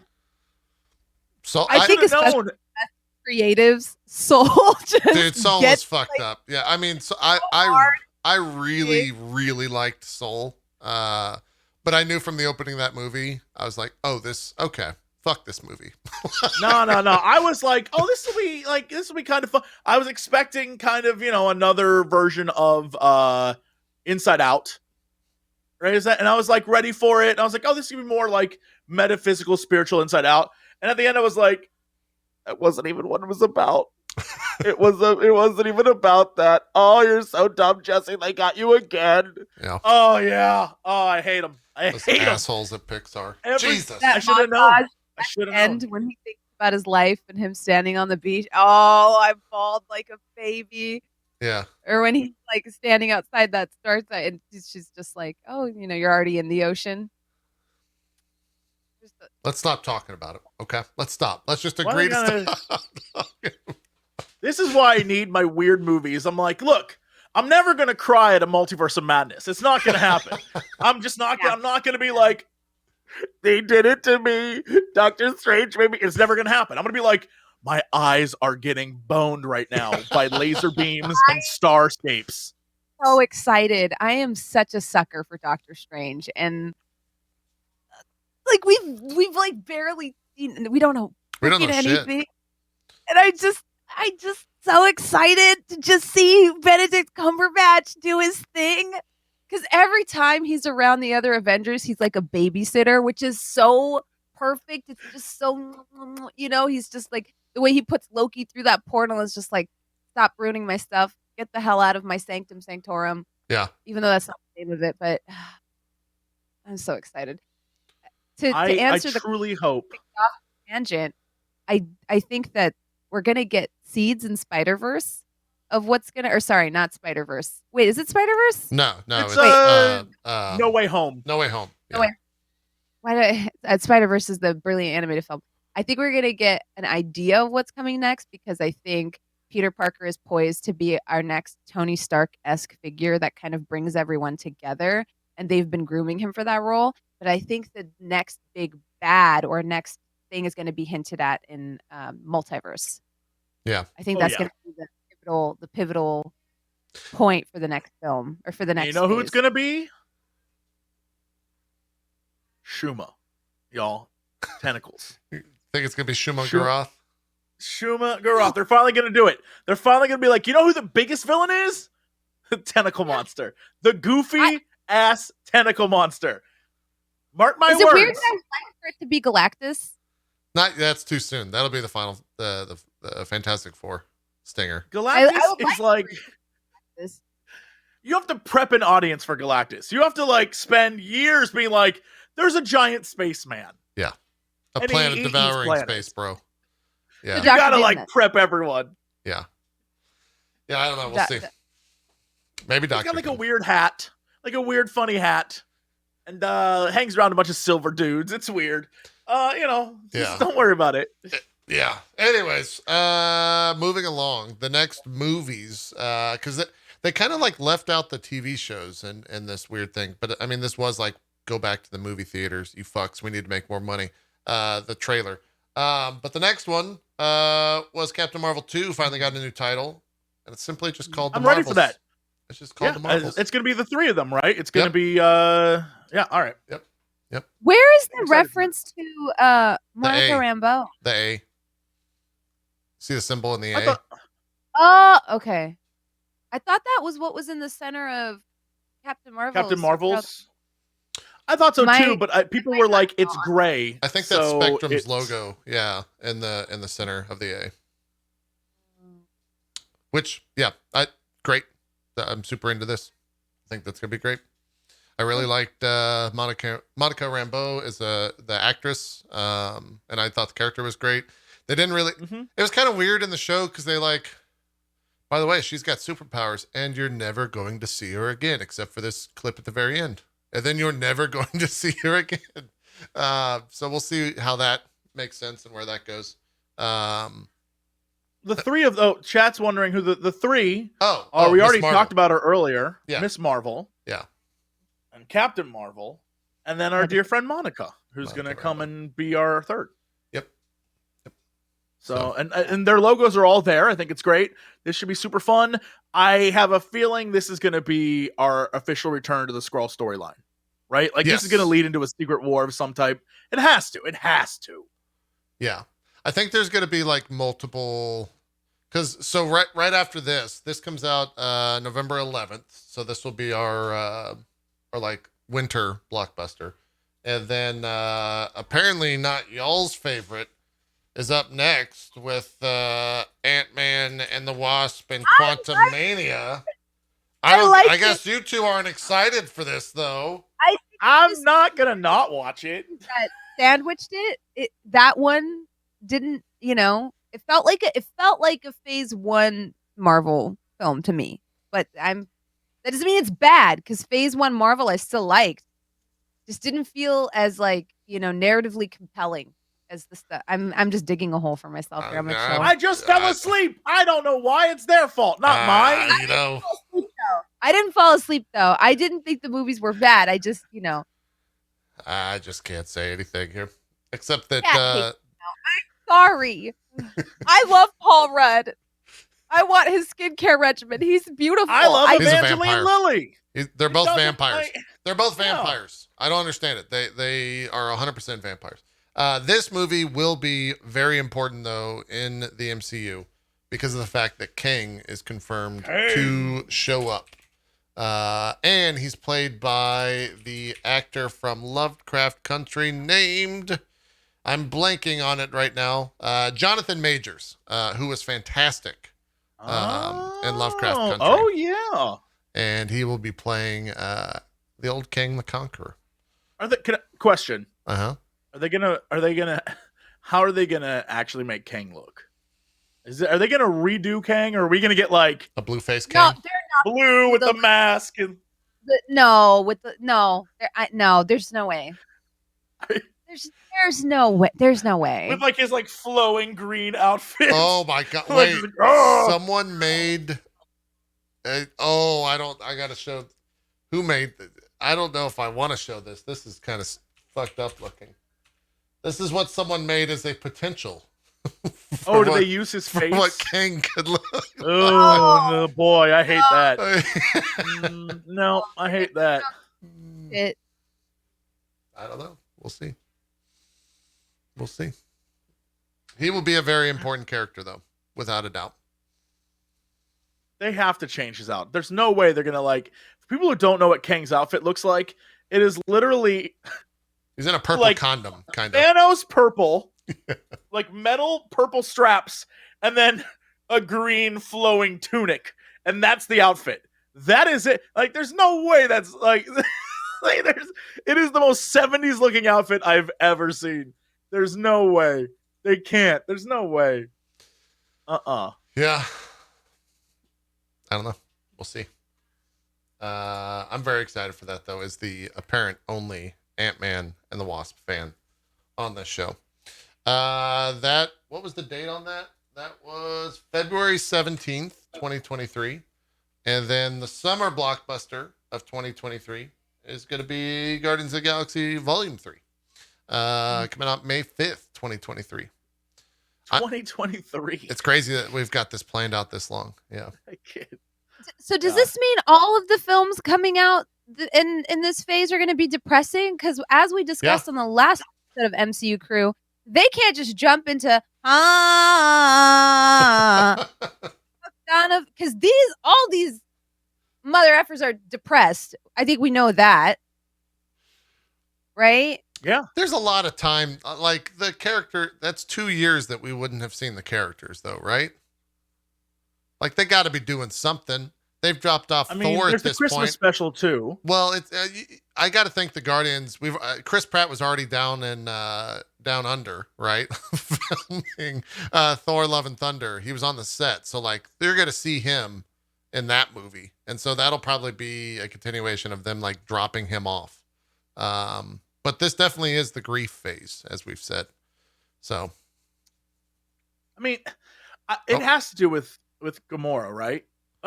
Yeah, Bronze, you're actually muted this time. Sorry, I was trying to fix my thing. But like, we just got out of a pandemic. We need. Everyone's grieving right now, Bronze. You know, everyone's sad. But I'm with you, Jesse. It's got to be about Gamora, right? It has to be about him getting Gamora back. Like that's the whole story that they're trying to tell is like how he loves Gamora. So and now it's, but again, multiverse, baby. Well, at that point, it gets weird. Everything should be weird. At that point, we'll know a bunch of things. We'll know somewhat about Fantastic Four. We'll know who's cast in Fantastic Four. We'll probably know what villain they're going to use in Fantastic Four. I would think at Guardians of the Galaxy, that's where you introduce the weird, right? That's where they introduced the weird last time around. And now if they're like, by the way, this being Galactus exists, we should maybe talk about him for a second. We got a talking tree, a little raccoon guy, and here's Galactus. Here's the thing. They can do that because in the very first movie, they went to a literal skull planet. Yeah. Like they literally flew inside a skull that was being mined. Yeah, and they talked about what's his name? Who is like somehow related to Galactus. Isn't he the guy when they're telling the story about the person that had the first Infinity Stone when he's like destroying the planet, he's that giant? Isn't he like Galactus related? Yes. And then they talk about how nowhere is built on the head of a dead entity that they're mining basically the blood, if you think about it, because it's so powerful and they have those big vats. Yeah. And I mean, there's a whole it's there. so they've been there for a while. So they've introduced the scale And then, I mean, we've got the whole living planet thing. So with Guardians, they can do a lot more than they can do with other films because they've talked about scale quite a bit. Mm-hmm. And I wonder if we're going to get an introduction to the Spartax at some point. And Adam Warlock has to be. I mean, like, you can't drop Adam Warlock and then never go back. He's the new character of the Guardians, I think, in that is Adam Warlock. And he might even be in. Well, he wouldn't be in anything. He's too big of a character. He's going to be like a focus, right? He has to be, I think, of this movie. The crazier stuff gets, the more they're going to be like, and Adam Warlock. Like, there's going to be a Doctor Strange Adam Warlock movie at some. Like, there's got to be like, we're getting real weird with it now. Yeah. Yeah, I almost feel like we might get a hint or an introduction to Warlock in Madness. And I was going to say, I don't know. This is going to be a little out of left field. But what if we get a Nova? Yeah, like an actual Nova. Because it's been long enough. Yeah, it's been long enough. I mean, we could totally do with a Nova or a kid Nova. Because that character is really cool, I think, and is very pivotal in the comics, but hasn't even been touched on in the MCU, except that we've met the Nova Corps, but there is like Nova Prime who draws power from the Nova Corps, so could be cool. I agree. I feel like that's a Marvel. They set up a lot with Captain Marvel, and they set up a lot of story where it's like, okay, we'll get more on what's going on in the galaxy through her character, but we really haven't. So I'm curious what's happened. Captain Marvel? Oh, yeah. Just like, because we have current lore and then her backstory lore, and there's a whole bunch of stuff in the galaxy that we don't have answers to yet that I feel like, I don't know, we should, right? Like because what they're doing, the MCU right now is in a weird place where we are we're about to traverse the like space-time metaphysical multiverse stuff. Right. At the same time, there's another parallel storyline that's like Skrulls and space invaders and like weird factions and they're both happening, and I don't know how they intersect or how they're going to keep them separated, or like there's a lot, because the Eternals is going to lead us to like, and now several thousand years of space history in the Marvel universe. I don't think the Eternals is going to get multiversey. The Eternals is about like the past of all the like gods and stuff. Yeah, it's world building. Like, yeah, so not multiverse. We're now building that space world and also entering into a multiverse, and that's maybe in an alternate universe. I know that like chat's saying that Nova Corps was killed off screen, but I mean they can kind of explain away any way they want, because that's also a great origin story. Like all of the Nova Corps was destroyed with the exception of Richard Rider, who now has access to like the complete power of the Nova Corps, if that makes sense. Because normally he like pulls from them and then like kind of powers up. So I mean that's a setup. Yeah, that could be a setup or multiverse setup. You know, in this reality, Nova Corps is destroyed. Maybe in another one it's not. But I mean it could also be there's one survivor, and that's Richard Rider, Nova Prime. Yeah, I hope it's John C. Reilly. I hope John C. Reilly. I mean, I just hope we get like that. That's the squad, though, right? Like, I feel like Richard Rider and can't think of his name now, but Chris Pratt's character, Star-Lord, and Adam Warlock, Star-Lord. That's like the trio. Yeah. So I really want to see them get together. I want to see the crew get back again, and I think maybe it would help Star-Lord kind of get out of his grief a little bit if he has the homies. You never know. Yeah, if he's got the crew. That's true. And that would be a perfect Guardians. But you're not wrong. That'd be a perfect Guardians movie where it's like the setup is the like boys road trip. Like Chris Pratt's just like, I don't need y'all right now. I'm going with my friends, and we're gonna go. Like I'm doing my own thing. And so you can have the Guardians where it's like the crew and then the like the boys on their road trip vibe. I think that'd be that's like a Guardians movie. It writes itself. It's perfect. Correct me if I'm Guardians of the Galaxy 2 musically was the 70s. Is that right? Because then it was the 60s for Guardians 1 and then 70s. Is that correct? Does that mean we're going to get 80s? So. The best musical history of all time? The 80s is your best musical history? Look, if we start the movie with that, or maybe a little flash dance, or maybe a little Scarface Prince? music, give me some Prince. Dude, there's a lot of great songs. Ladies and gentlemen, I just want to let you know I've created the best scene in movie history. Here we go. Okay. Going off of Bron's idea, where the three boys get together, they go on a road trip. Uh-huh. The first song of them on the road trip, Girls Just Want to Have Fun. You're welcome. You're welcome. You're welcome. Them in like a spaceship car saying, Girls Just Want to Have Fun. You're welcome. I just made the best scene ever. No.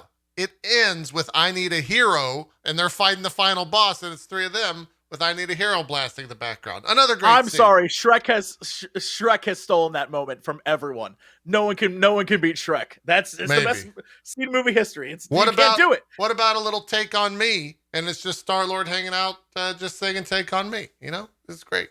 Look, there's so many great songs. Let's be real. You're right, you, JP. the 80s is the best fucking thing. God damn it. You got the best Michael Jackson. You got, you got Jump by Van Halen. That could be in the movie. You got Jump. You throw in some Ronnie James Dio. Yeah, you maybe got some Karma Chameleon in there. You got some Rick Astley, Never Gonna Give You Up. That could be in there for the Yeah. You got the safety Holy dance. Diver would be perfect in a Guardians film. You can't tell me it was. I'm sorry, I love that song, and ironically, that song's great. Yeah, that's great. You got Don't You Forget About Me. So long in the Midnight Sea. You could have Don't You Forget About Me playing while he's thinking about Gamora. You know, just the music. Take on Me will be used. Yeah. Take on Me, but it's like done in the animation style of Take on Me in the movie. Come on, it's gonna happen. You got Phil Collins in the air tonight. Have Drax do the fucking drum thing to that, like Mike Tyson from The Hang. There's so many things that you could do here. We've excited. Just made the worst movie ever. It's like the reviews will be like, it's all spoofs and they're terrible. Yeah. You got Sledgehammer by Peter Gabriel. When was the last time you heard that banger? Because it's fucking still good. It's 10 out of 10. Go watch that music video. I know, it's incredible. It's one of the best. Fantastic. 80s is the best. It's the best. It's the best. You can tell who the old people are. Dude, all of those, if you've never heard any of those songs that we just mentioned, go and listen to them. I guarantee you. What is Push It to the Limit from Scarface? That would also Push It to the Limit. Oh my God. All right. Oh, you know what they do? They play Dare to Be Stupid. Yes. Right? Yeah. They would have to. They would have to play that. I'm getting all fired up. I'm still in shock that Guardians of the Galaxy, because I just rewatched Iron Man 1, somehow supplanted Iron Man for best soundtrack. Because that is my biggest takeaway from Iron Man 1 is like every they were just like AC/DC and AC/DC is a banger. Yeah. But the music just goes such a long way in establishing Tony Stark as a character. And I love that with Chris Pratt we're kind of getting that sort of. But I think to transition, so because we never get these shows in under an hour. Yeah. No, it's almost been 2. We haven't talked about. Yeah. We want Richard Rider and Adam Warlock. Is that our takeaway? Star-Lord needs a crew. Yes, absolutely. That's the takeaway. If they can make me, let's just take a moment. Guardians of the Galaxy 2 started with them singing Rubber Band Man. I don't know how people in the world have ever heard that song. It was Mr. Blue Sky. Oh no, you're right. Yeah. That was Rubber Band Man was in Infinity War. That was their introduction. Yes. Yeah. Not Infinity War, in Endgame. You're talking about Endgame. What? No. Oh no, Endgame started. Sorry. You're right. Yeah. It was the Infinity War. It was Infinity. That was like, I couldn't believe they 1 used that song and 2 that was their intro. Like that's the vibe that the Guardians are at. Where it's like, hand me down my walking cane. Come on, hand me down my hand. That song is great, and no one's ever used that song. Yeah. Just go listen to the lyrics of that song. It's sung like that. It is just like that. Hand me down my walking cane. Hand me down my hand. That's the song. I can see the fucking ship just like zooming into the area. Yes. Yeah. It is the fact that they've taken songs that were already like weird classics and now a whole generation only associates them with a crew of weird space aliens. That's James Gunn. That is where we're at. That's James Gunn. That's where we're at. Yeah. You know, that was my favorite part of going to California Adventure, which has everyone here been there? I've been there, but I've not been on the ride. Erin's been on the ride, and I'm pissed off that she's been on the ride and I haven't. I heard it's very good. When you go into the gift shop, it's just the soundtrack of the film, and it's so cool. I'm so jealous. The whole ride. The whole ride is a soundtrack from the film. Like, literally, if you haven't been on the Guardians Tower of Terror or whatever it's called, the Escape or whatever it's called, the whole premise is you're breaking out of prison, basically, and Rocket hooks up the tape recorder to, like, I don't know, help powers. It doesn't matter. It's dumb. Yeah. But it's literally Tower of Terror. You just go up and down and drop. But this time, and the drops are all they're timed to the music, and there are 5 different songs. So every time you ride it, you have the chance of it being a different song. I got Jackson 5, so that was a real treat to be like, I want you back, and like falling down. You're like, all I can say is I didn't know the songs change. There are 5 different songs. Yeah. Well, I think we need an MCU crew. Mine was Born to Be Wild, I think. Yeah, I had Jackson 5. Yeah. Wow. Now I'm just getting more pissed off that I know 3 people very close to me who have all ridden this ride, and I have not been yet. So it is. You know what, JP? Not to add salt to the wound, but just that's the only ride I've been excited to stand in line for, because you're in the collector's room, and there's so many Easter eggs. There's so many Easter eggs, and the line was so long because this is before the pandemic, and I was like, I'm not mad. I took a photo with Cosmo because that's my favorite space boy. There was just all these little things that you can just like look at and touch. Probably the before times before we were afraid of touching things. It's just so cool. Yeah, it sounds all great. I can say to you is it's a ride where there are people who love it and people who hate it, and there's no one in between. Really? Like I love like that going idea, on it with people who hate it.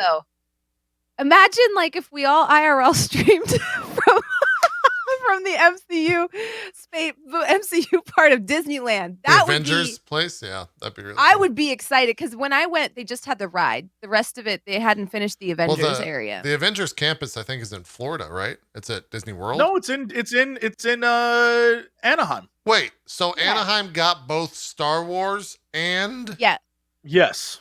Why the fuck would you ever go to Florida? Yeah, it's next to the Cars area, but it was all behind like those walls that block everything. So you haven't seen any of it. I didn't realize that they got okay. Well, I guess we know which is the better Disney place then, the Disney destination. I always like for a while more because Florida is like it's like overwhelming. And hot, and there's a lot. It's Florida. Well, like the park is gigantic, and it's 4 parks. Yeah, there's a lot going on. Anyways, I don't know what we're talking about. This is the end of the Guardian. I tried to get us on track and failed, is what happened. Look, that's the shit. There was one more reveal after this, right? No, I don't think there was anything after Guardians. I think they just wrapped it up. Yeah, I think they wrapped up the video. I think that was it. There was nothing else. There's nothing else. They weren't subtle about anything after this whatsoever. Yeah. It's phase 4, right? Yeah, it's phase 4. That's what that means. Yeah. And that's what that last symbol was, phase 4, I think. Yeah. At the very end, they were like, phase 4, I believe is what they were drawing on the screen, right? I think that's what that was. Yeah. Mm-hmm. I don't know how the fuck they're going to do that movie. I really, that one, out of all the movies that we said, like, I don't know how they're going to do that. I don't know how they do that. Because it's been tried so many times with so much money behind it every single time, and it's just been an absolute failure. But that's because the people making the movie. Well, it's a little campy. Yeah. Am I wrong? Like, no, it is. It's a little bit. Yeah. So that's hard. But the people making the movie, I can tell you that the last multiple attempts, it was very obvious people making the movie weren't like.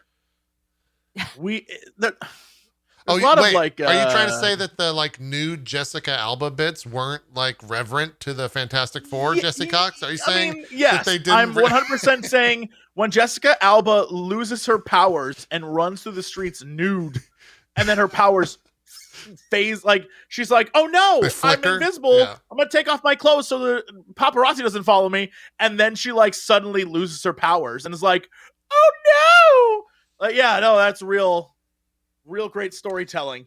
I'm just. You mean where they made fucking Galactus just a fart in space, Jesse? They weren't giant space fart towards the source material. All I'm saying is, it seems very much like those movies, and even the new one, are like corporate bull. Like, you know, someone in a boardroom got together and was like, "This is how we're making a film." That's garbage. Like, it's and so my hope is that we finally, for the first time, have a Fantastic Four movie where it's like, let's do this correctly, please. And that is exciting. I think they're going to do with what they did with Spider-Man, where it's like, look, you know that like Spider-Man, you know how it happened. You know how the fuck Spider-Man exists. So it's going to be like quip about like, you know, I got bit by a spider, blah, blah, blah.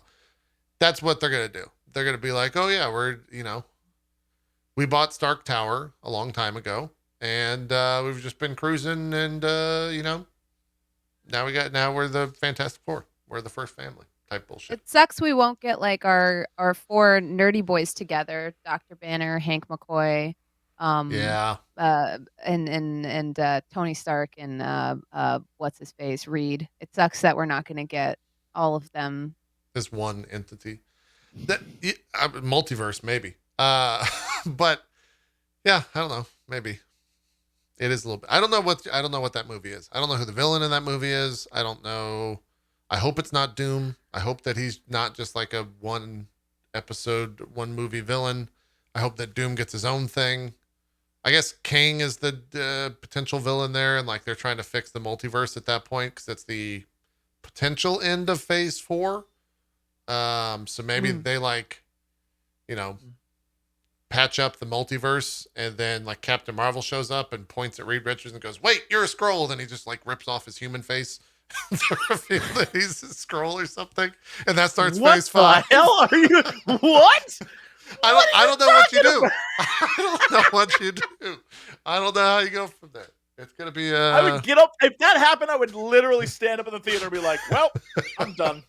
Just like they're gonna do that. They're gonna have some like very important superhero reveal themselves to be a Skrull this entire time. It's going to happen. Yeah, it has to. They will 100% do that with what they've done already. I don't know who it's going to be. The question is who it's going to be, yeah. Yeah.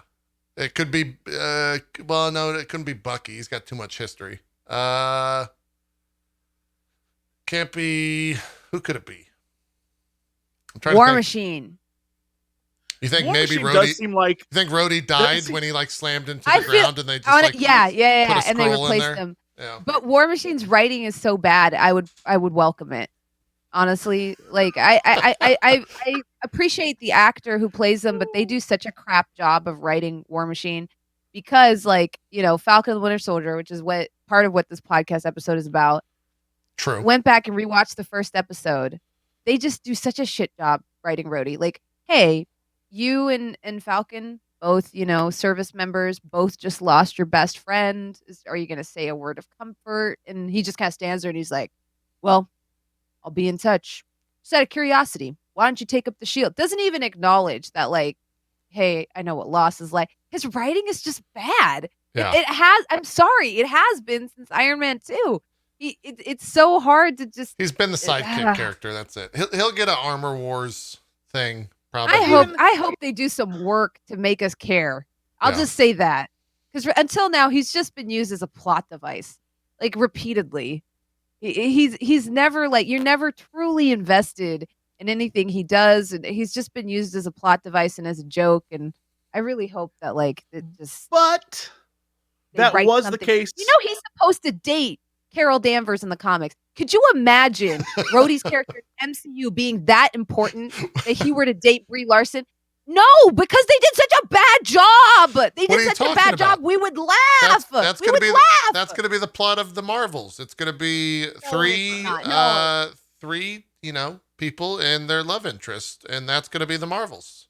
It's going to be a rom-com. That would be the shittiest movie ever made. It's going to be the first MCU rom-com. It's very exciting. She was a superhero from outer space. Fucking Matthew like, McConaughey. I don't know how to get her to love me. Yeah, just put Matthew McConaughey as the bad guy. He's trying to steal all of them somehow because he's Matthew McConaughey. It's his big return to the rom-com world, and I'm there. I'm in the seat. All right, I'm watching. That'll be great. I was gonna say we probably a year ago would have had the same conversation about Scarlet Witch and Vision. Right? I mean, those characters were not much in the movies, and then they gave them a TV show, and now I feel entirely different about their characters. Yeah. Because they gave them something to do. They gave their actors something to do. I feel like Don Cheadle has the exact same thing where it's like he does nothing in these movies. He shows up, says 3 lines, and then is in the background for fight scenes. Yeah. Honestly. So I get why people are like, who is this character? Why do I care? Because he doesn't do anything. Yeah, well, I was going to say he definitely, like Iron Man 2 was probably his biggest presence because he's in that fight scene at the end. And it's actually Even like that, a really good fight scene, although it's a little lame because Iron Man walks in there and he's like, JP. Just get down, Rhodey. And Rhodey's like, what are you talking? Just get down. And then he presses the like I win button and the fucking lasers just spin around him and he kills everyone in one hit. JP, we're gonna have to have a talk about you liking the end of Iron Man. Like Iron Man 2, the ending's lame as shit. Like I hate it is. The ending of hold on. Are we talking about the ending in terms of the fight? Or the very last scene where they're on the rooftop about the ending. and like Tony Stark and Pepper Potts are having this like loving scene. And then off to the side, Rhodey's just like, are you two done yet? Are you talking about Yeah, and that? he's like, I was Iron Man first. 2. Find your own rooftop. Yeah, and then he just flies off. Yeah. Okay, compare that, because I just rewatched Iron Man 1, right? Uh-huh. Compare that to that scene with why can't I think of his name? He's an Fury? Empire, brilliant actor. No, the original War Machine. I'm really bad with actors' names. I'm so sorry. I love him. Terrence Howard, yeah.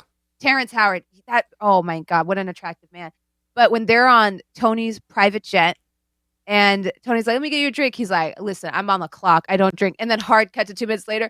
Bro, that's why I'm a credit to my uniform and the way that you believe like the friendship between Rhodey and Stark is real. They have like in the few minutes Terrence Howard is in that film, it seems like they're like bros. I don't know how they managed to do it because he's not like his screen time is less than what in Iron Man 2, but I loved their chemistry. I will say this. However, you're the first person to ever stan Terrence Howard as Rhodey. What? That I've ever heard in the MCU. No. I don't think I've ever heard anyone be like Terrence Howard was a great Rhodey.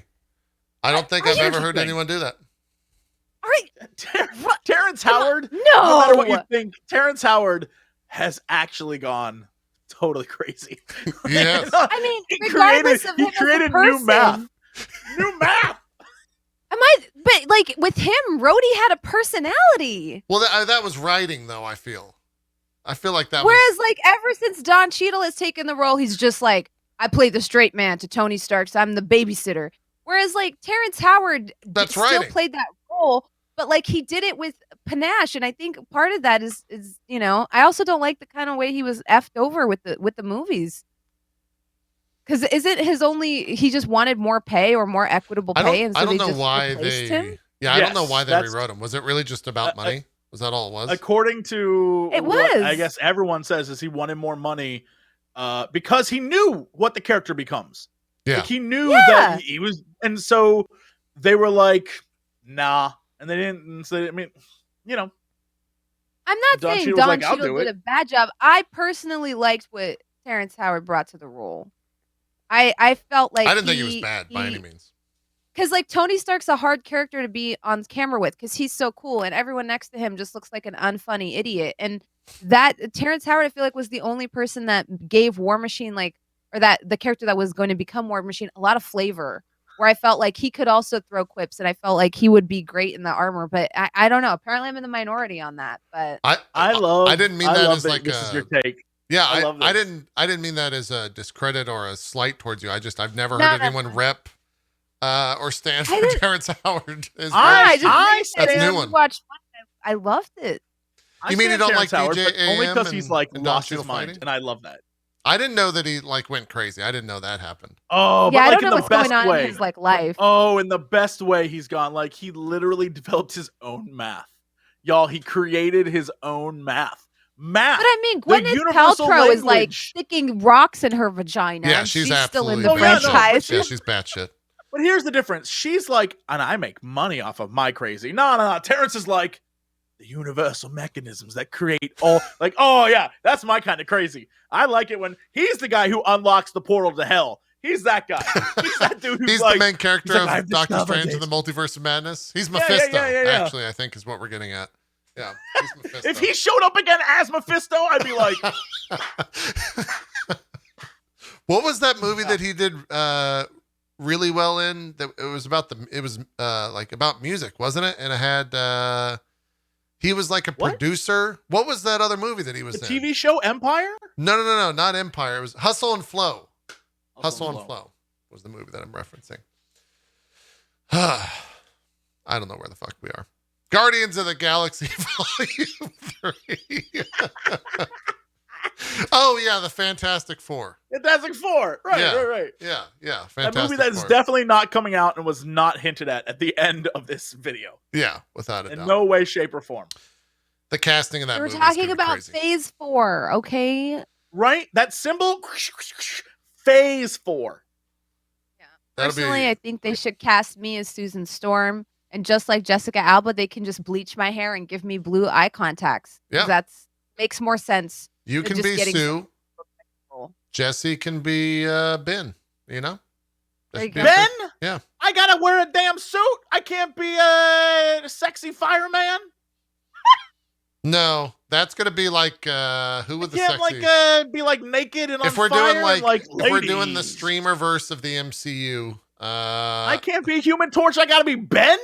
I gotta be the guy who has to date the blind girl because he's so ugly. The Human he's Torch. So ugly. The blind girl is his girlfriend. That's who I get to be. That's who I get to be. I'm obviously Reed Richards, and Sam is the Human Torch. Strippin is the Human Torch with an American accent. Strippin is not even part of the podcast. Well, we need 4 people. Him the best role. He's not in the podcast. Well, we need 4 people, Jesse. You know? We need 4 people.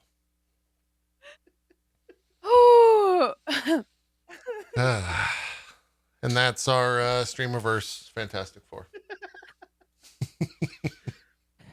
Special appearance with, you know, aluminium foil John Walker. Yes, he will show up at the end of that. Guys, I'm not even a Silver Surfer. I have thought about that so much in the past 2 weeks that it's actually criminal. I have wasted too much damn time I was sitting there the day before my marriage, alone in my hotel room because you have to split up, and I'm just thinking like, I mean, he could do it. Like, he was a pretty good actor. It's a lot of aluminum foil he'll have to have on his body wrapped up. Hey, dude, Tank 10. It's me, the Silver Surfer. He like wheels up on like a skateboard with wheels. It's me, Silver Surfer. Hey, wait, but it's not wheels. They're just squares for some reason. So he like jumps along. He's being dragged along. Off camera, someone's dragging him. Oh, it gets better. How is this better? It's so good. He's got a Roomba that just moves. He's like really precariously somewhere balanced. Like, what did I do to deserve this? You know? He's obviously a watcher of the show. He's in the chat right now. Yeah. Like, God, I thought I did pretty well. One tear. One, like, oh my God. There was let's just jump into the final episode of Falcon.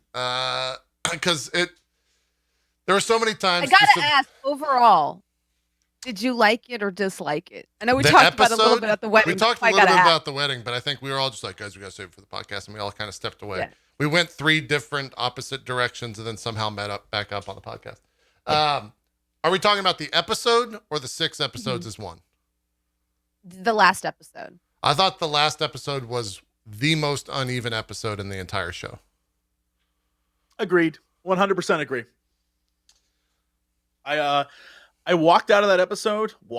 I stood up from my couch out of that episode, and I honestly, the entire time, you could see what they wanted to do. You could see where it was going. Yeah. Even everything that happened in it, I was like, I don't know if all the rewrites and all the things they had to do affected it as much as it did, but it feels like it. It definitely did. The Carly storyline, I was like, whatever. I mean, even like you could tell the emotionality of what she's like pounding on the shield and being like, fight back. And there's something there was supposed to make me be like, damn. Yep, I was like, whatever. The Sharon stuff was like, we all knew that, and I was really disappointed that it was that obvious. Yeah. Like the only thing, and I'm gonna say this about the entire series, the only thing out of the entire series that I loved was the Sam Bucky interactions and the storyline and the friendship between them. That's the only thing that felt solid. The entire time. Yeah. The entire time. Everything else was the Zemo stuff also. I thought the Zemo stuff was solid. He never had a misstep at all. Sure, but I mean, like, he was in 3 of the episodes. Like that. He wasn't. Yes, you're right. Yeah. But there's like such the a entire great time character, such a great role to get. God, it's like a dream role playing something like Zemo. It's so much fun. Yeah, he nailed it. Like, but the entire time that over the course of the show, the best times were the moments where it was Sam and Bucky coming to terms with their friendship and dealing with the loss of Cap and their own lives and the problems that they're having together. Like, all that was great. Everything else around them, it was like a wave. It was like you're looking at a graph where sometimes it'd be amazing and sometimes you're like, this misses the mark so much.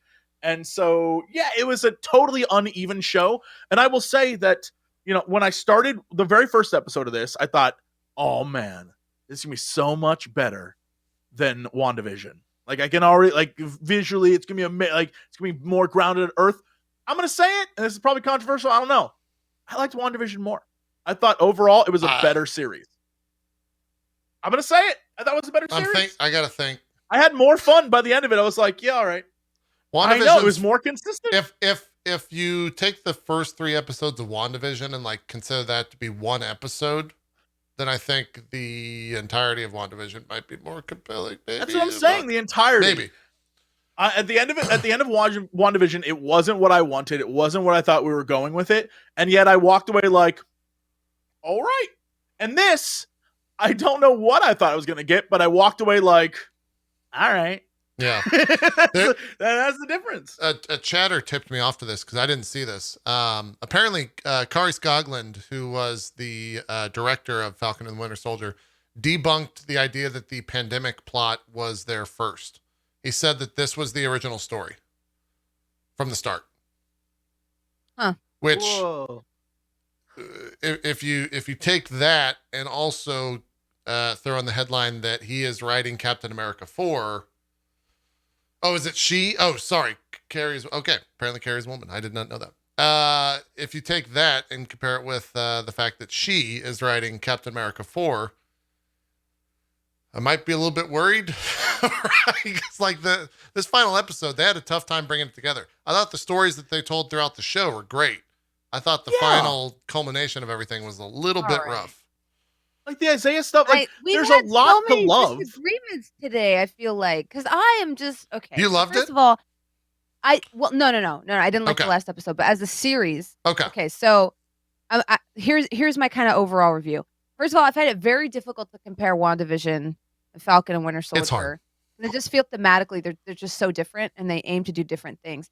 I think that Falcon and Winter Soldier's biggest problem was it was very ambitious in the scope of what they attempted to do, of how much story and how much backstory they attempted to tell. Whereas in WandaVision, let's be real, nothing of consequence really freaking happened. But with Falcon and Winter Soldier, they did so much work developing not 1, not 2, but literally 5 different characters. They have backstory, investment.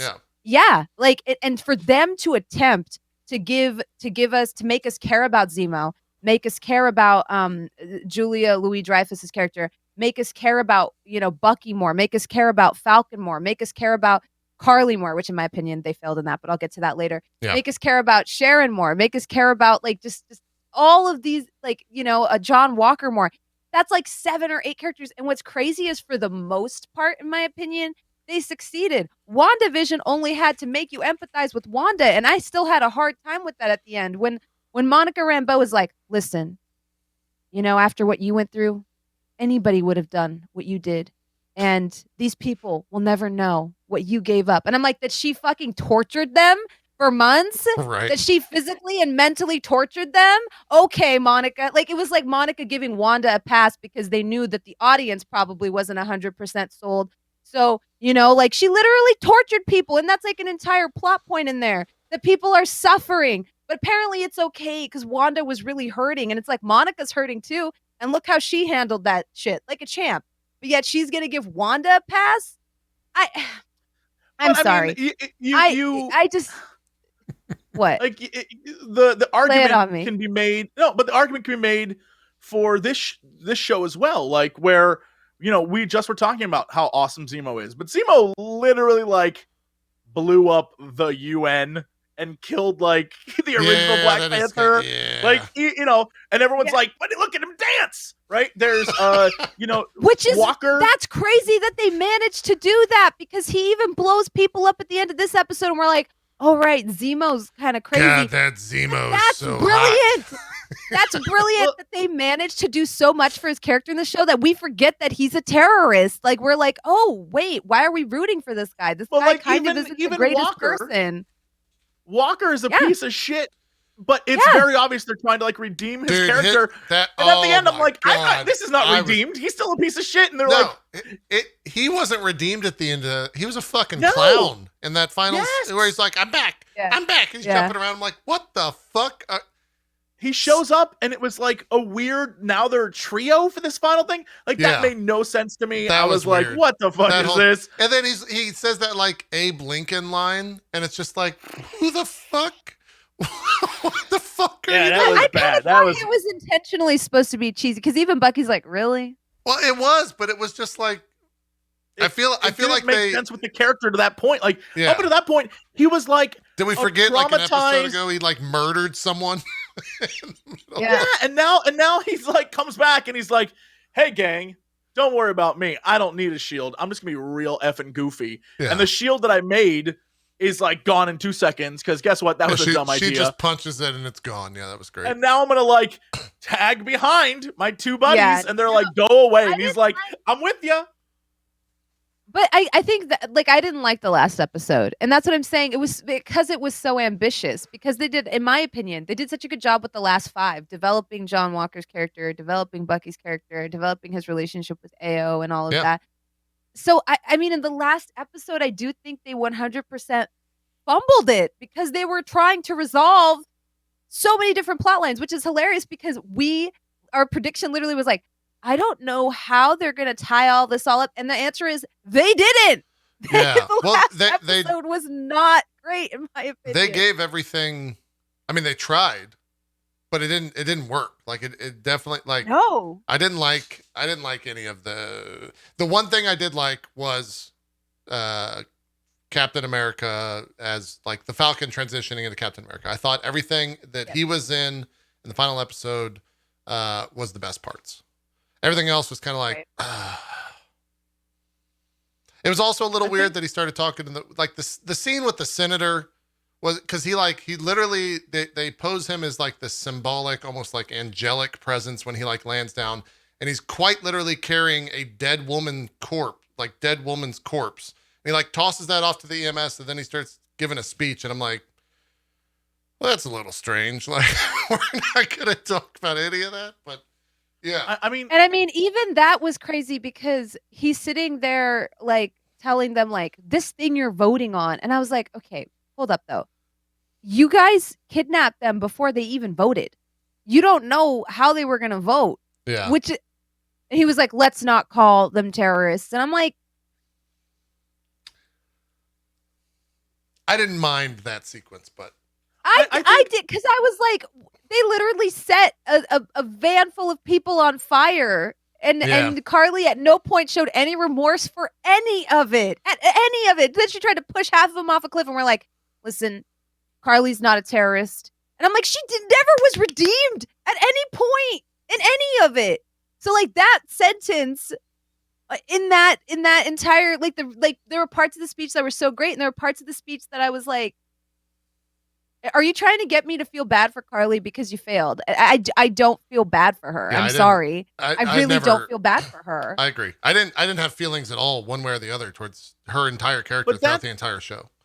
That's the flaw with this show, with this series, is that the small micro moments, like, seeing Bucky go back and talk to the dad, or seeing the new part of the exhibit at the Captain, like, those are great. Those are great moments. But anytime they tried to go big, like having Cap give a speech that is a very Captain America speech, the biggest problem is that the things he's talking about, while are absolutely right on, do not relate to what we have just seen. Like, he is living in a fantasy world where he's talking about, like, you got to wonder how all these people became Carlys. Well, she became a genetic superhuman through the power, and then she, lost her mind, there's a whole series of things where he's like, think about how this happened. I have been thinking about it, and it's crazy. Is what? And then, meanwhile, it's like, they're like, and now the secret post-credit scene. Guess what? Sharon was evil. It's like, y'all, we knew that on episode 2. We knew it. Yeah. And there was just so much there, because, even in the, I'm sorry, but the fact that someone is talking about borders and stuff to, the delegate from India and being like, for the longest time, we've wanted you to know how we live. And I'm like,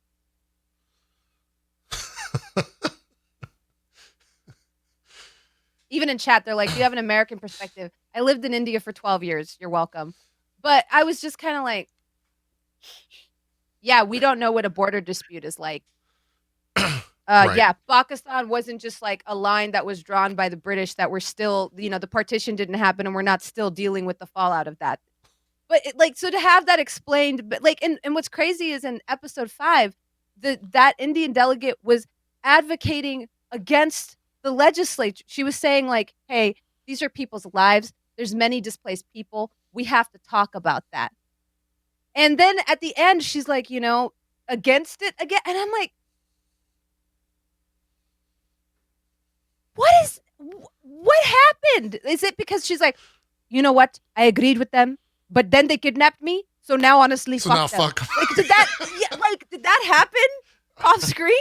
When did that happen? It seems because she was literally advocating in their favor, and then the thing gets taken over, and then she's like, you know what? Honestly, I cared about these people. There's a lot of displaced people. We cannot simply send them away. We have to figure out the capacity of the camps. You know what though, Carly? She's kind of a bitch. So honestly, at this point, I'm going to vote yes on this just to fuck her over because she's dead. She's dead, and I hate her. So good. They are terrorists. And especially because she didn't even use the word terrorist at any point. She at no point used the word terrorist. So it's honestly, they are terrorists, and fuck them.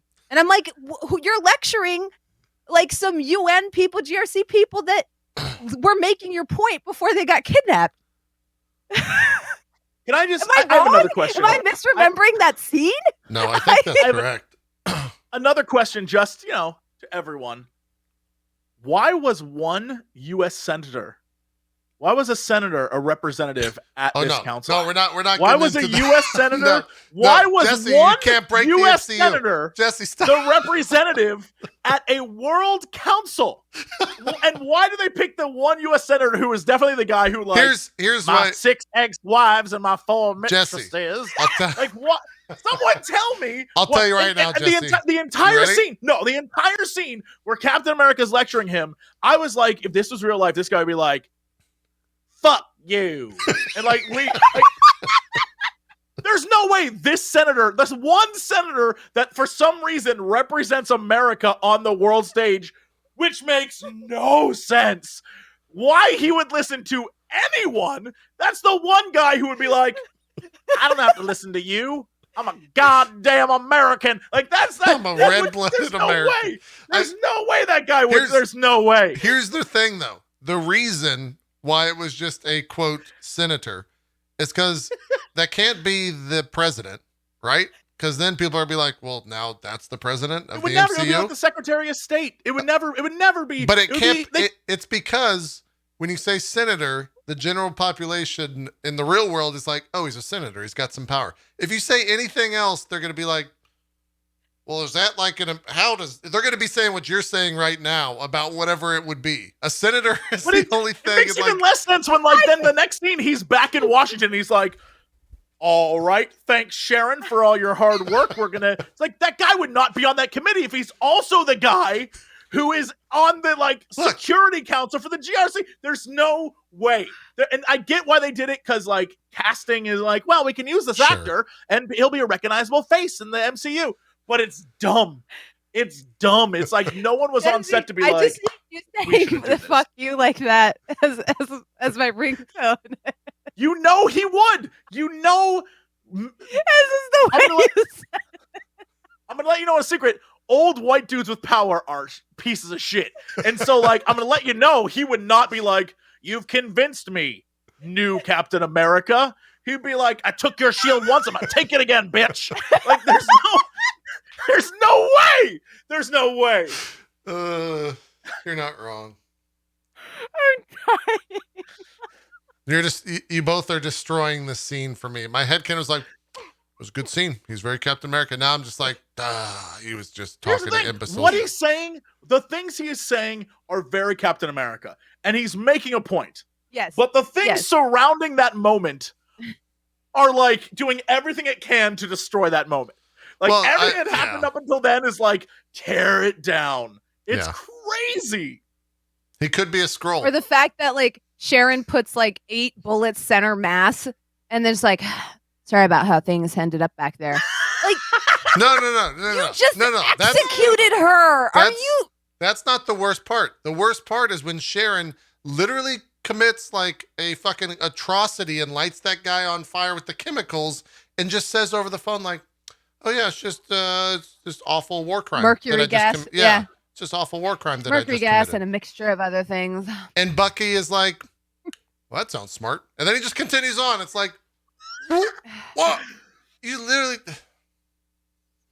Yeah. No one questioned Sharon Carter in that moment. I was like, well, this is stupid. No one questioned Sharon ever. Sharon, who is on the run from an entire government, ends up in the one place the government won't find her. Instead of being like, I'm struggling to get by, she's like, welcome to my mansion that has actual real paintings instead of the fake paintings that are in museums. And everyone's like, this checks out. I would be like, no, she's the bad guy. She's in charge. Everyone, she's the bad guy. I think they just chose to ignore it. I think Sam and Bucky were like, you know what? Fuck it. Yeah. We're gonna let this slide. I mean, they were hanging out with the scene between Zemo her and Carly sucked. Yeah, I the reveal scene where GSP Yes. shows up and just gets shot. He's like, I'm done. My contract is done in my French Well, and Canadian she's accent. like, I don't do blackmail. Poosh. And then there's a part where she's literally like, no. After making this whole point, listen, I don't need the serum to be powerful. And then, Carly goes, she goes, no. And I'm like, I thought you just made this. Don't you have an ace in the hole here? What's your... Didn't you have something here to... Why did they make plan it is Sharon? no? Your plan is no. You're about to get executed. You're about to get shot in the head. You're on the floor. Your plan is no. Do you think, with Jesse's comment of why did they make it Sharon, do you think that sometimes, and maybe this happened as well with WandaVision, where the writers of these shows, they definitely read or see the fan comments or the fan theories, where they're just like, fuck, we could have made it that. That's so much better than what we actually made. Where they're like, they're going to be so upset when it's not Mephisto. Right? I am a fan of the show Lost. I've learned to live with disappointment. Okay. I understand what Sure. not having payoffs is like. Sure. It's been most of my adult life when it comes to TV. It's just upsetting that it was so obvious that at least with the whole Mephisto thing, that was just the internet getting really hype on nonsense. Yeah. And I mean, I did too. And then WandaVision went a different direction. This, I was just praying it wasn't Sharon because it seemed like such an obvious red herring. I was like, there's no way. It's so obvious it's her. There's no way that it has to be her. That'd be so dumb if they were just like, and it's Sharon. And then it was Sharon. I was like, oh, cool. And then they gave her a post-credit scene that was like, hey, evildoers, well, I now have access to more evil stuff. Click, and you're just like, that's a setup for Armor Wars is what that is. So like, I understand why it happened, but it's also like, I really don't want to see any, like, I really love that actress. I think it's Emily Vanderkamp or Vanderkamp. I've been watching her since she was on Everwood years ago. So when she showed up in Civil War, or wait, not Civil War, in Winter Soldier, I was like, oh, this is great. But I really don't like. Now I'm just like, I really don't like her character after this. Like, I don't. Yeah. It's also like let's be real, politics of filmmaking.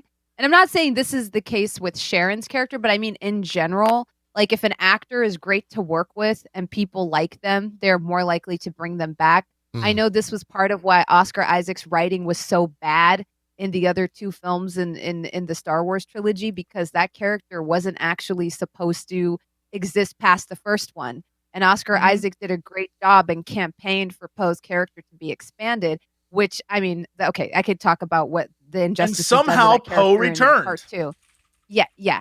So I feel like I'm not saying that this is necessarily the case with Sharon, but I mean, there is a chance that, you know, they just liked her and they were like, well, you know, we have this role. We need somebody to power broker. Like, oh, well, I'm going to write my good friend in. And I think that's why they reuse a lot of characters that don't really need to be reused or brought back. Because I mean, if I was an actor, I was in the MCU, I would every time they brought me back, I'd be giddy, right? So I think some of it's like, oh, let's do a little nod to this character because she had like 3 seconds in Avengers, or let's do a little nod to this character. I know this is gonna sound mean. Whatever happened to Maria Hill? Right? She was so much better. And I love the actress as well. But her character was awesome. Colby Smulders, yeah. Maybe she's in space with Fury. Maybe that's where, like, because she was always kind of his second or right hand man. I'm just type curious. Like, I'm sure like she'll be back, but it's like I said, it's confusing because like there is politics that play into this as well. I think it's also why we don't see Benedict Cumberbatch as nearly as much as we would with if somebody else was playing Doctor Strange, is because the man's busy. He books work. Yeah. I do want to, because we've kind of been shitting on this final episode. I do think that there was good moments, and I think it was any instance of action in this final episode was incredible. And I think I said on Twitter, I think the scene where he's talking to the person in the helicopter, not the senator, but the ambassador or whatever. What's her name? Like Anja or something. Anyway, she calls the guy. The pilot? Yeah, the pilot. The one who's also a pilot? Female pilot, or the soon-to-be female pilot, in the helicopter, and says, like, hey, you need to do this thing. And then when he throws the fucking shield into the helicopter and then rushes the shield and knocks the guy out of the seat, that might be like, and I know that everyone's going to say, like, but what about when, like, Cap catches the fucking hammer? I think that might be, like, the best single action move in the entire MCU in terms of how it was shot and in terms of how it was just, like, portrayed. It definitely reminded me of, like, an anime moment. I love the way he moves. It was just incredible. What style is that? Is that capoeira? Like, I'm sorry, I don't know. But, like, the way he does, like, these side flips that remind me of like capoeira a little bit, and the way he moves is so unique to other characters.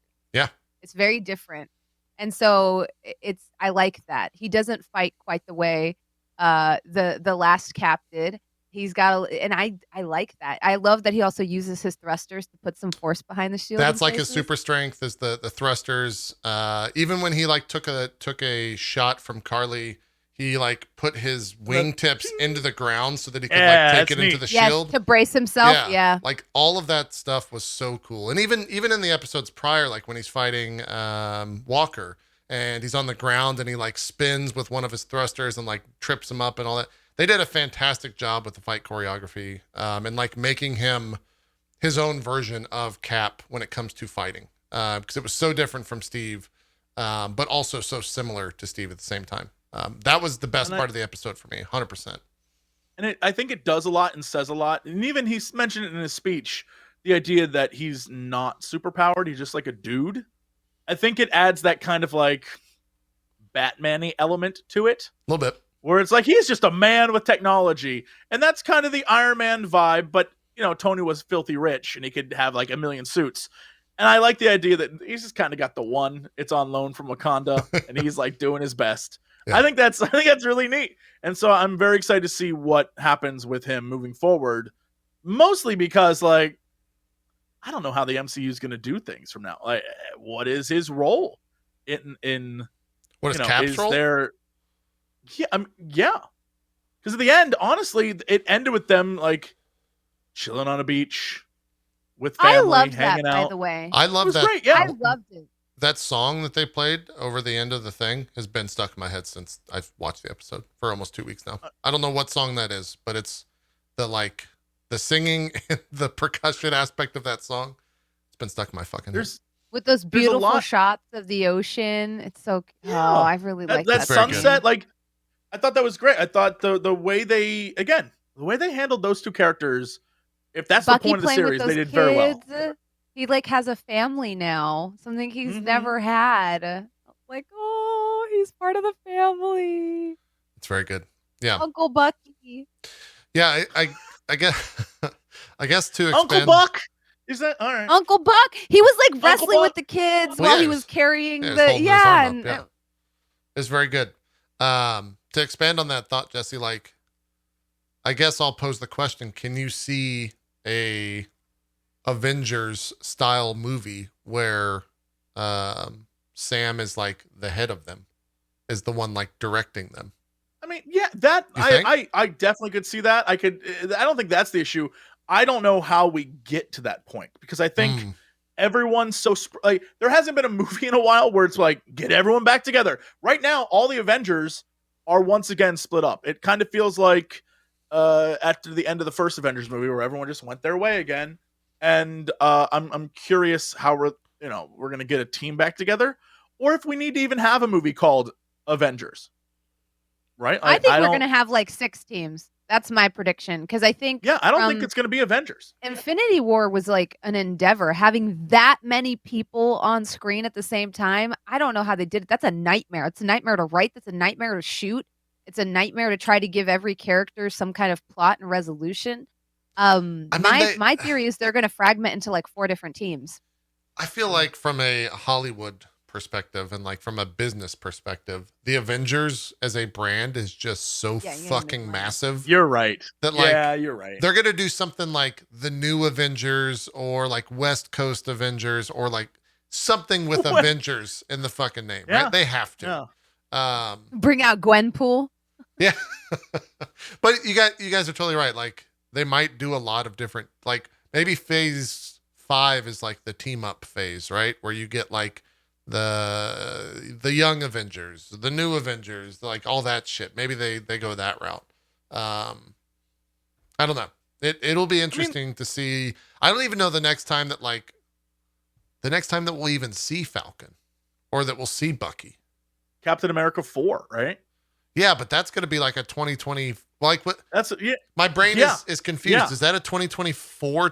Like how much time was there between like Cap 1 and Winter Soldier? I'll Google while you guys. The good news is that we have the history of what exists in the Marvel universe to like make great guesses, and I would assume that like with everything Marvel, it's all connected. So we'll probably see characters here and there. But because everything's like all over, I mean, like there's another Vision out there right now, right? Like, who knows what's going to happen with the story moving forward? And I think that if you just take a look at what happened in Phase 1 was an introduction, right? And it wasn't until Avengers that when we had Phase 2, we started to get more things, and characters would like show up in other characters' stuff, and things started to like come together. And then we had leading into this major Phase 3 thing where it started to get like, now we're going to talk about space and stuff. And I think that now we're at the reset point where it's, okay, we're going to introduce new characters, fit them into this world. We're going to take the characters that and they're going to deal with the fallout of what happened before. And we're going to just start over. We're starting fresh. and we're gonna like retell some stories and keep the things around that we need to keep around, and then we're gonna get to a point where then we're gonna start bringing everyone together again. But I think right now we're in that 3-4 year period where it's gonna be like just movies about a character, and a dude might show up, but that's gonna be it. And it's not gonna be until we get to whatever that big movie is, where now it's like, okay, we have the go ahead to be best friends, right? So, I mean, get ready for a lot of standalones. How much interaction, comic book wise? This question's mostly towards Bronze, but Jesse, if you know the answer, by all means. When it comes to the Fantastic Four, did they do a lot of like team up stuff, or were they just kind of like their own instance? No, they do a lot of team up stuff. Is it just like the Fantastic Four and X? Like what was the like nomenclature to that? Well, what's crazy is like the characters from the Fantastic Four are like a pivotal part of the X-Men universe. They overlap a lot. They're a pivotal part of House of M too. So, I think like what's interesting is that Black Panther is also that character in the comics. This character that's kind of a diplomat that tries to talk to the Inhumans and the X-Men and the Avengers and tries to like broker a peace between all of them. And right now, I think the only character that can maybe even kind of occupy that space is Doctor Strange. Somebody that can like talk to all of the parties involved, because Fantastic Four has tons of overlap. Yeah, so they're going to be the glue then for a lot of that. I guess that makes sense. It's almost like a mic drop, because it'll be like, well, what do? We've got this problem. Like, there's no way to fix this crazy or create something that could kill this crazy growth or fungus or whatever. And it's like Tony Stark will be like, I know a guy. And it's like always Reed every fucking time. Yeah, it's like it's either Reed or Hank, or it's like, I know a guy. And then we see Beast, which I stan Beast. I've loved that character since the anime series. And we're talking like Kelsey Grammer I think Beast. I can work on something. I like him. I know that's so weird, but like I love that. I love that character so much. It's hard for me to like dislike even the people that play him, because I just love that character so much, and I always have. So I think like it's gonna be, gosh, if the casting for that is bad or that movie sucks, it's gonna be. I don't think it's the type of thing where I don't think it can, right? Like, no, because that's like going to be our new Tony Stark, essentially. Yeah, it's gonna be Mr. Fantastic. I think in a lot of ways too that the general like MCU fans know how important that. So even if that movie sucks, they know how important it is. So even if that movie sucks, they'd be like, "This is the greatest movie of all time." No, it's great. I mean, look, we had some sucky Phase 1 movies, and people got over that real quick, so it's fine. And Phase 2, we had some pretty crappy Phase 2 ones as well. So I mean, those Ant-Man movies were great, though. Really, if you think about it, they were fine films, from what I remember. From what I saw, they were fine films. Yeah, I still think that whenever they announce the casting for Fantastic Four, that'll be like a pretty big fucking day in the MCU world, because like depending on which I was gonna say like depending on who they choose, their life will change, but I really feel that like, do you go the star power route there, or do you go the unknown actor route? I feel like you have to go the star power route to get people into the theaters because of how big that movie has to be in the grand scheme of things. Yeah, I like how people chat. I'm not saying that, Reed Richards is exactly like Tony Stark. Maybe that went over your head. What I'm saying is the great character that puts humanity first, that puts like, because that's kind of, Tony Stark is kind of like a asshole man, as much as I love him, but really smart and has the means to do things that are sometimes good, sometimes bad, and kind of creates problems. And Reed has the potential to be that. If you think that person's going to be Ironheart, I wish the best for you in your life. But that ultra smart gray character that sometimes is a solution and sometimes is the problem. I think that's going to be Reed. Yeah. Because we don't have that anymore. And if you look at Phase 1, Tony's all the problems, but also all the solutions, but also all the problems. That's true. Mm-hmm. Who's going to be the ultra smart, like, I know how to do this, but I don't have the wisdom to know that I shouldn't do it. I mean, right now it's Peter. Like, I mean, that's what they're doing right now. That's what they're setting up for. But also, but Peter's our golden boy. Would we ever want him as a gray character? You want him as a gray character? No. Oh, no. I mean, I don't. I don't know. I don't know what's gonna happen with like. I don't know. I don't know what the No Way Home's gonna be. Yeah. Because at the end of the last movie, he just got his ass outed. So I don't know what No Way Home's gonna be. I don't know what they're literally said Venom was connected. I don't know how the hell that matters. I don't know. Like, there's who knows, y'all. So, you know, Peter's right now though, he's the smart one who is causing problems and solving problems. So, I mean, that's all we have at the moment. That clearly should change, but that's all we have. He hasn't really, too. I mean, when you think about like where Spider-Man is, at least Holland Spider-Man, in the grand scheme of the MCU, like they haven't even, they touched on it very briefly at the end of the last movie, but they haven't even talked about like how smart he is or like what he does in terms of like a scientific presence in the MCU. And like he kind of did it, but it was more in an homage to like who Tony was at the end of the last movie, and less the fact that he's like a scientific genius in a lot of ways. So I don't know if they're going to touch on that in the next movie, in the terms of like maybe he opens up the multiverse portal or like what the fuck ever that is, right? But yeah, I don't know. We'll see. It'll be. There's a lot of stuff that like they could take in a lot of ways. Question for the group and for chat. Sure. Do they reintroduce the origin story of Fantastic Four? That's what I was saying. I don't think they need to. That's so much of a like plot line. There's so much time that has to be spent. I don't think they should, but will it be related to something else in the MCU? Will it not be like solar beams or whatever the hell? Like, is it going to be, is it going to be something else that how they got their powers? In a lot of ways, they kind of have to, right? Or are they from an alternate reality? Are they from the multiverse? Are they the Avengers of another reality or something? Yeah. Could be. And then they can enter this already knowing how their powers work, so we don't have to do the whole like, oh my gosh, I'm invisible and I'm naked. Never mind. My clothes are back now. Like, we won't have to put all I'm saying is, if it happened, I wouldn't complain. That was my Hollywood executive. My biggest worry about the multiverse shit is that it doesn't, is that it does just become the answer to all the problems. Oh yeah, it's a multiverse. Yeah, fucking. That's what it is in the comics. That's how the X-Men exist. Oh, Wolverine died, but like this is a different Wolverine, right? Like, I don't know.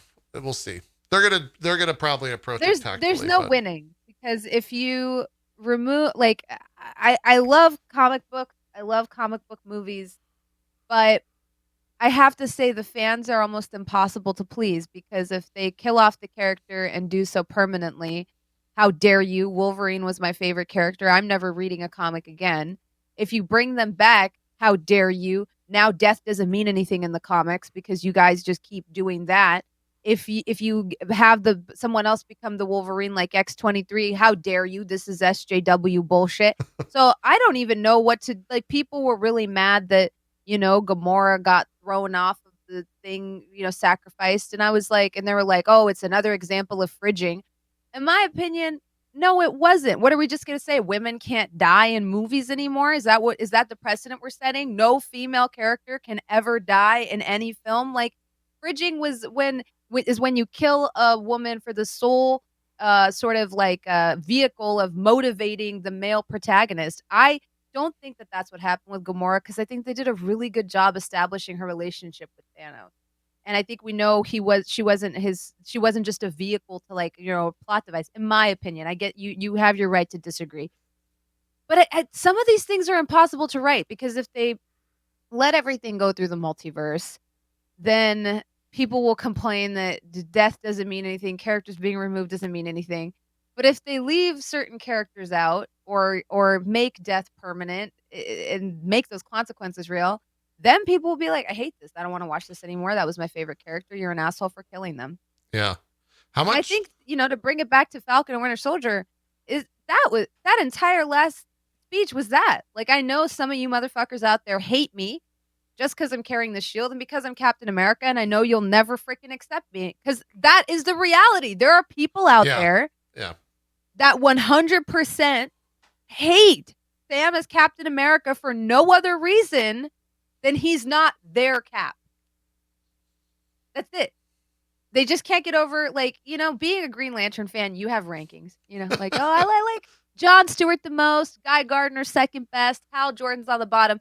But, like, there's some people that can't do that. They're like, this isn't, this isn't my Green Lantern. This guy freaking sucks. This is a shit Green Lantern. It's like, okay, you don't like him as much as, Chris Evans, Captain America. That's fine. That doesn't mean that, you, like, why can't there be an in-between? Why does there have to be, well, I won't acknowledge him. I won't acknowledge. Okay, so you just hate him because he's not Chris Evans? Like, chill.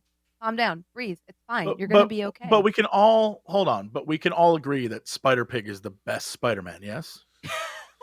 Yeah. Peter Porker? Right? Peter Porker is the best It's the best either Spider-Man, Peter right? Porker or... Right? If you had to encapsulate Tobey Maguire's Spider-Man into the dancing moment scene from but it's 3. Peter Porker doing the dancing moment scene, then yes, you're correct. If Peter Porker came out and was like, if you had that, then yes, you're correct. Yeah. That might if be Peter Porker was in a black suit and he did the little, like, if that happened, then you're correct. Best Spider-Man. Yeah. Right. That's true. All right. As long as, we're all allowed to have opinions. Bronze is right. Little rant. No, you're absolutely right, Bronze. You're totally right. However, there is no opinion other than Peter Porker is the best Spider-Man. Thank you. This has been my TED Talk. I agree. Yeah. All right. Yeah, and I guess in a lot of ways you're not gonna be able to please everyone, right? Like that is one takeaway from new Falcon. Characters, they just get compared to other ones, right? Like, because how many superpowers are there really? So, like, being a Miss Marvel fan, I love Miss Marvel. People don't even have an accurate idea of how her powers work, because it's more than just stretching. And they'll be like, oh, it's just brown Muslim Mr. Fantastic. Yeah. So it's like, okay, what if we just made Mr. Fantastic brown and Muslim? No. Okay, what if we killed him? No, not that either. What do you want? Like, people are always going to be upset. What do you want? So that power can just never exist in the universe again. The biggest problem is that everyone. How long is Magneto gonna live? How long? I love that character. My favorite character from the X-Men. How long? But people have, like, they have the things they grew up, the things they love, and when it's different than that, that's the dark side of fandom, where, like, you spend 10 years with the thing, and then suddenly it changes, and you have to accept change. Well, spoiler, we don't do that very well as a people. We don't do change. Change is something we do not handle very well, and especially if it's like something you love, like, it's tough. Oh, so with Ironheart, I was distraught, and I had to do some growing from that. I had to do a lot of growing from that, because I remember when that comic got announced, and everyone's like, I remember being on a comic book show at that time, and the dudes on the podcast with me were like it's like a black female character. Like, how can you care? I was like, Storm exists. I don't give a shit. Like, I'm not gonna give somebody. I don't care. And they were like, you're acting like a hater. I'm like, well, we still don't have, like, an Indian cover, like, superheroes. So why do I give a shit? I'm sorry. And they got super pressed about it, but I was like, I don't care. That's not enough for me. Tony Stark is my Iron Man. So I'm saying this as someone who has 100% been there. Everyone has. I'm saying that. Everyone. I feel if that podcast ever comes out, I might get canceled, because I literally was just like, no, this is not. There's Tony Stark and the suit. The suit is Iron Man. This Iron Man is the suit. No, like anybody else it's garbage. I don't care who they are. And now you know what? Regardless of whether or not I like the Ironheart stuff they put out, doesn't matter, because my Iron Man, right? Like, the Iron Man that I was so attached to got a great send-off in the films, and that's enough. And whatever comes after that doesn't touch that story. So if I think they mess up the Iron Man character, or I think if, I hate this Iron Man, it doesn't matter, because my character got a great send-off, and that story has to be enough in its own way. That's also because they gave Falcon and Winter Soldier, because I'm trying to bring it back. That's one of those things where that's one of those things where they gave Iron Man a send-off. And they gave Cap what he wanted. And so I think it gives people, they're doing very good at giving these characters a nice goodbye. But I think a lot of the time, especially in comics or in most fandom stuff, that does not happen. And so you're left with that lingering sense of I feel betrayed, which is, it's a weird thing to feel, but I think a lot of people feel that way. And so, it was a very obvious moment in that episode where they were like, I am not addressing the cameras in this fake world we've created, but you at home. And I was like, yes. But it's right on the money. You're absolutely right. It's exactly correct. He doesn't have to be your favorite Captain America, but that character has every right to exist. That character has every right to be in the films and tell their story. And his existence does not threaten or diminish Steve Rogers in any way. Right. I did that growth.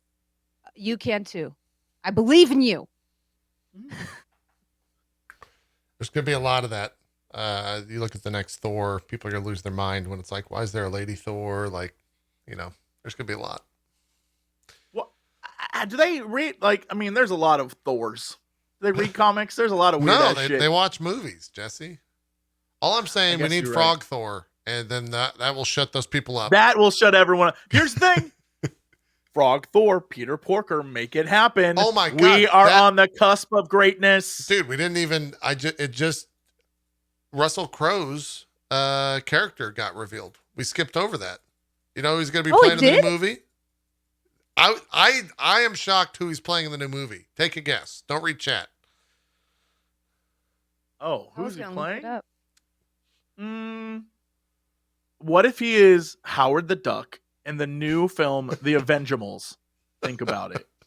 Jesse got it somehow. I don't know how. Avengeables? I don't know how. Peter Porker, Frog Thor, Howard the Duck, Avengeables. It's happening. You're welcome. This is the greatest movie ever. I have no idea who he is. He's playing Zeus. Oh. In what? Oh, in Thor: Love and Thunder? Yeah. Which I guess is because Gore's going to get... Yeah, he's going to get killed. Yeah. That's where my mind went. They're going to go to that pantheon, and he's going to be like, they're taking out all the other thunder gods. Thor, you got to go deal with it. Yeah, that's kind of where I'm thinking. He's getting killed. Yeah. Absolutely. Yeah. But they're introducing that pantheon into the MCU, which is kind of like... I don't think it's an introduction. I think it's a, they existed at one point in time, and then an eternal, right?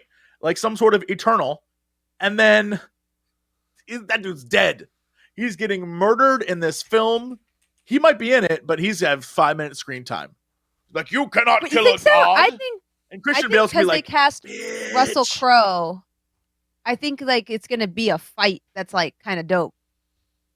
Oh, I don't think it will be a dope fight. That makes you scared for Thor's future.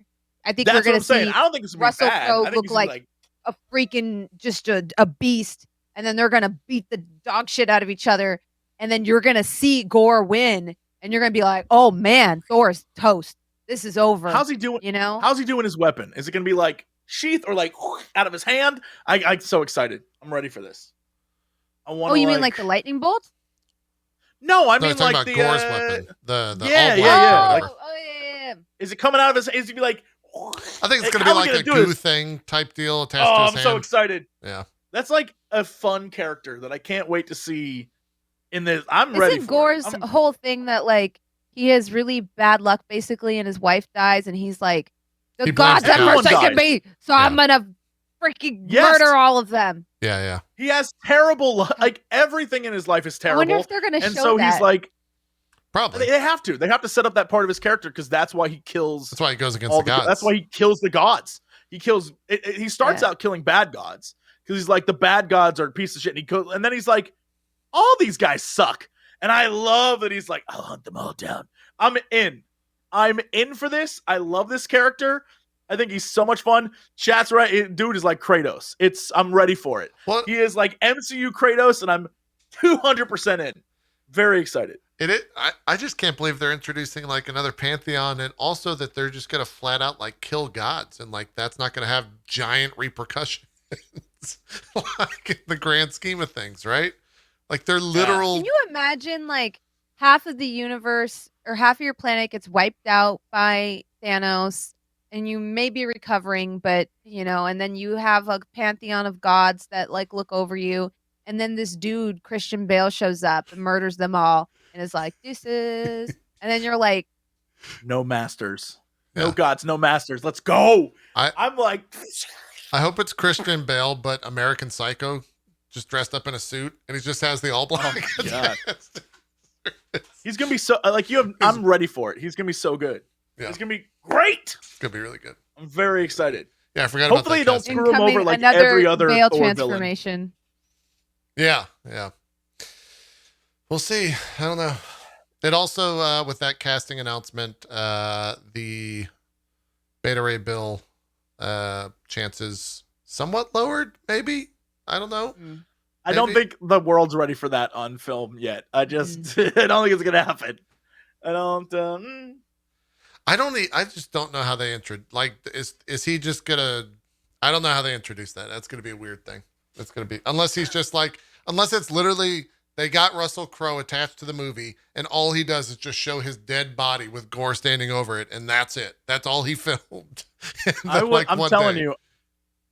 This is gonna be one of those things where they announce this is the extent of remember when back in Paul Bettany was like, I got to work with my favorite actor, and everyone's like, who's that? This is that same level of like, Russell Crowe is in the movie. Russell Crowe is gonna get murdered in this film, and I'm ready for it. Yeah, he's like, I am Zeus, bitch, and he's gonna be like, it's gonna go down. Yeah, I'm ready. That's gonna be great. Hopefully, it looks as cool if it has the visual effects and looks as cool as the third Thor movie. This movie's gonna be a treat. It's gonna be a treat. Yeah, that one's gonna be good. Very excited for sure. A lot of crazy stuff going on. I think that's where we call it. We didn't really like wrap the overall Falcon Winter Soldier like good, bad. I thought it was fine. I thought that last episode was the worst episode. I thought the fifth episode was the best episode. I love where Captain America is now. How do we feel about his suit? I think his new suit's fine. I don't even think he needed it. Yeah, his suit's great. I always hate goggles. I think goggles always look stupid, but whatever. He does have some goggles. But like, it looks fine. I think it's neat. I love the wings. I think the wings are cool as shit. Very I love that, angelic. I love the way he fights. I think everything about him is really cool. Zero complaints. It's not. I think we were like hypercritical because there's some funny things to be critical of in some of these shows. But come on, it's super fun. There's a lot to wrap up. So far been And I mean, one thing I really appreciated was that Sam came through on every promise he made from the beginning of the series, which I remember saying that in the first episode of MCU Crew. I was like, he's promising a lot of stuff. He saved Sarah's boat. He got Isaiah Bradley's sacrifices. That teared me. I cried like a baby during that scene. He got his sacrifices acknowledged. He refused to let history erase that man. That got me. The speech didn't get me, but that I bawled like a baby at the end there. And what was the last thing he got the pardon? Oh yeah, for Sharon. Yeah. And those were the three things he had promised in the beginning of the series. Where I was like, "Damn, you're promising a lot of people a lot of stuff. Are you going to be able?" And I think that really showed he is Captain America, because even in the grand scheme of things, he doesn't forget the little guy. He's very much a symbolism of justice and made good, in giving justice to all the people that he felt like deserved it, even though, Carter's evil. There's no way he knew that. But let's talk about the genius of these TV shows really quickly before we wrap up. They are shows that start and end at roughly the exact same point. Now, we know, having watched them, these characters have grown, be it Scarlet Witch or be it Sam. We see these characters have grown, but if you've never seen these shows, you go into the next movie and you know that Scarlet Witch is like, I'm over the death of my husband. And then you go to, watch Sam, and it's like, Sam was given the shield by Captain. Nothing. You didn't need to watch these shows, truly. But if you did, you get more. And I love that about the Disney Plus stuff, because it's like, I'm watching it for fun. This isn't shit that's like on a test when I watch the movie. They're not going to be like, remember when? It's just not going to happen. And I'm fine with that. I think that's great. I'm glad there aren't like too much stuff going on. It's roughly the same point, except the characters have grown, but the things affecting the movies are like, really nothing different happened. But I think that's why Loki is going to be fire, because of it, this weird BPRD route they're going. They can do anything. Anything. They can do anything. They don't have to worry as much about canon and like, okay, well, something huge can. They can do anything. So excited. Potentially. I don't know where Loki is one of those things where it's they can't do anything. Marvel probably will play it safe, maybe. But if the end of Loki is to reintroduce Loki into the like MCU Earth, then it's probably not going to do that much. They're probably just going to like fix the timeline, but I don't know. I think there's going to be fun. I think it's just going to be a fun show. A lot of people are saying, well, counterpoint, what about White Vision and US Agent? Those are characters that are now. Here's my counterpoint to that. I feel like those are just TV show only characters. I feel like that's just some it's characters just TV are show better only on stuff. TV. You know? Yeah. I loved Netflix's Daredevil series. I'm very biased because I'm friends with Deborah, but I loved that series in general. And I have to say, I think I know a lot of people want Daredevil in the MCU, which I agree, but I've never thought that character was a character that thrived in the film format. And they actually make fun of it in The Boys. I don't know how many of y'all are big fans of Boys. I'm a big fan. But like they show a version of that character and how quickly he is dispatched by Superman, that universe. Like I'm not going to spoil the scene, but there is a joke in there where he's like, just handles it and he's like, yeah, this is a joke. So even though it's really disrespectful to Daredevil, I'm like, some of these characters don't really have a place in these wide sweeping galactic cosmic movies. They're street level heroes. That's I feel like US Agent is definitely one of those. I don't know about the other Vision, but US Agent, I can't see him being like, the universe is in peril. It's time for me to take my blicky and go roll up on Kang. Like, sit down. Yeah. Sit down. Yeah. Although that would continue with this character being really stupid, where he's like, all right, Kang, and Kang like vaporizes him. I'm here to stop you, brother. And he's like, whoop, whoop, whoop, whoop, whoop, and he like explodes. The end. Then he just be recast as, who everyone wants him to be at this point. So. Oh, chat's talking about Invincible. I love Invincible, but this show is not about Invincible. That's true. Or the boys. That's true. It's about the Marvel Cinematic Universe, broads. Yeah, that's why it's called the MCU Crew. Sorry. I'm sorry. It rhymes. It has alliteration. Someone asked, what do you think about the What If series?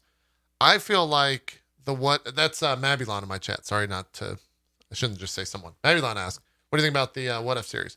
I feel like the What If series is Marvel prepping the world, the MCU fan base that doesn't read comics, for the multiverse. To see how they respond to what's in that show.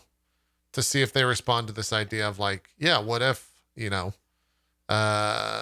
whatever. What if Isaiah Bradley was the original Captain America type deal? I don't know, like how crazy they're going to go with what if. Steve was Hydra? Yeah, what if Steve was Hydra? All that type of shit. We'll see. I think they're going to use it as a petri dish to see what sticks and what doesn't, what works and what doesn't. Because for better or for worse, I feel like you're right, JP, and they listen to fans a lot. which is sometimes good. Spider-Man was a pig. Yeah, or what if when like Wanda's shield fell, what if it swept over the whole world instead of imploding? What if it exploded and we got Inhumans or something like that? Or what if, like, I don't know, what if Thor was a there's frog? So many different ways you could take it. Yeah. Yeah. What if Thor was a horse? So yeah, what if it was Thorse? Apparently, every What If episode has been revealed and teased so far. So there's Peggy Carter taking the super soldier serum. Thorse. T'Challa as Star-Lord. Winter Soldier versus the Marvel Zombies. A Zombies episode, sure. Peter Parker becomes Hawkeye. What? Loki is worthy of Thor's hammer. What else is there? I like that one. Thorse. Chad's with me. Everyone wants Thorse. Thorse. Oh, there's also apparently a rumored episode of Thanos killing the other half of the people in the universe.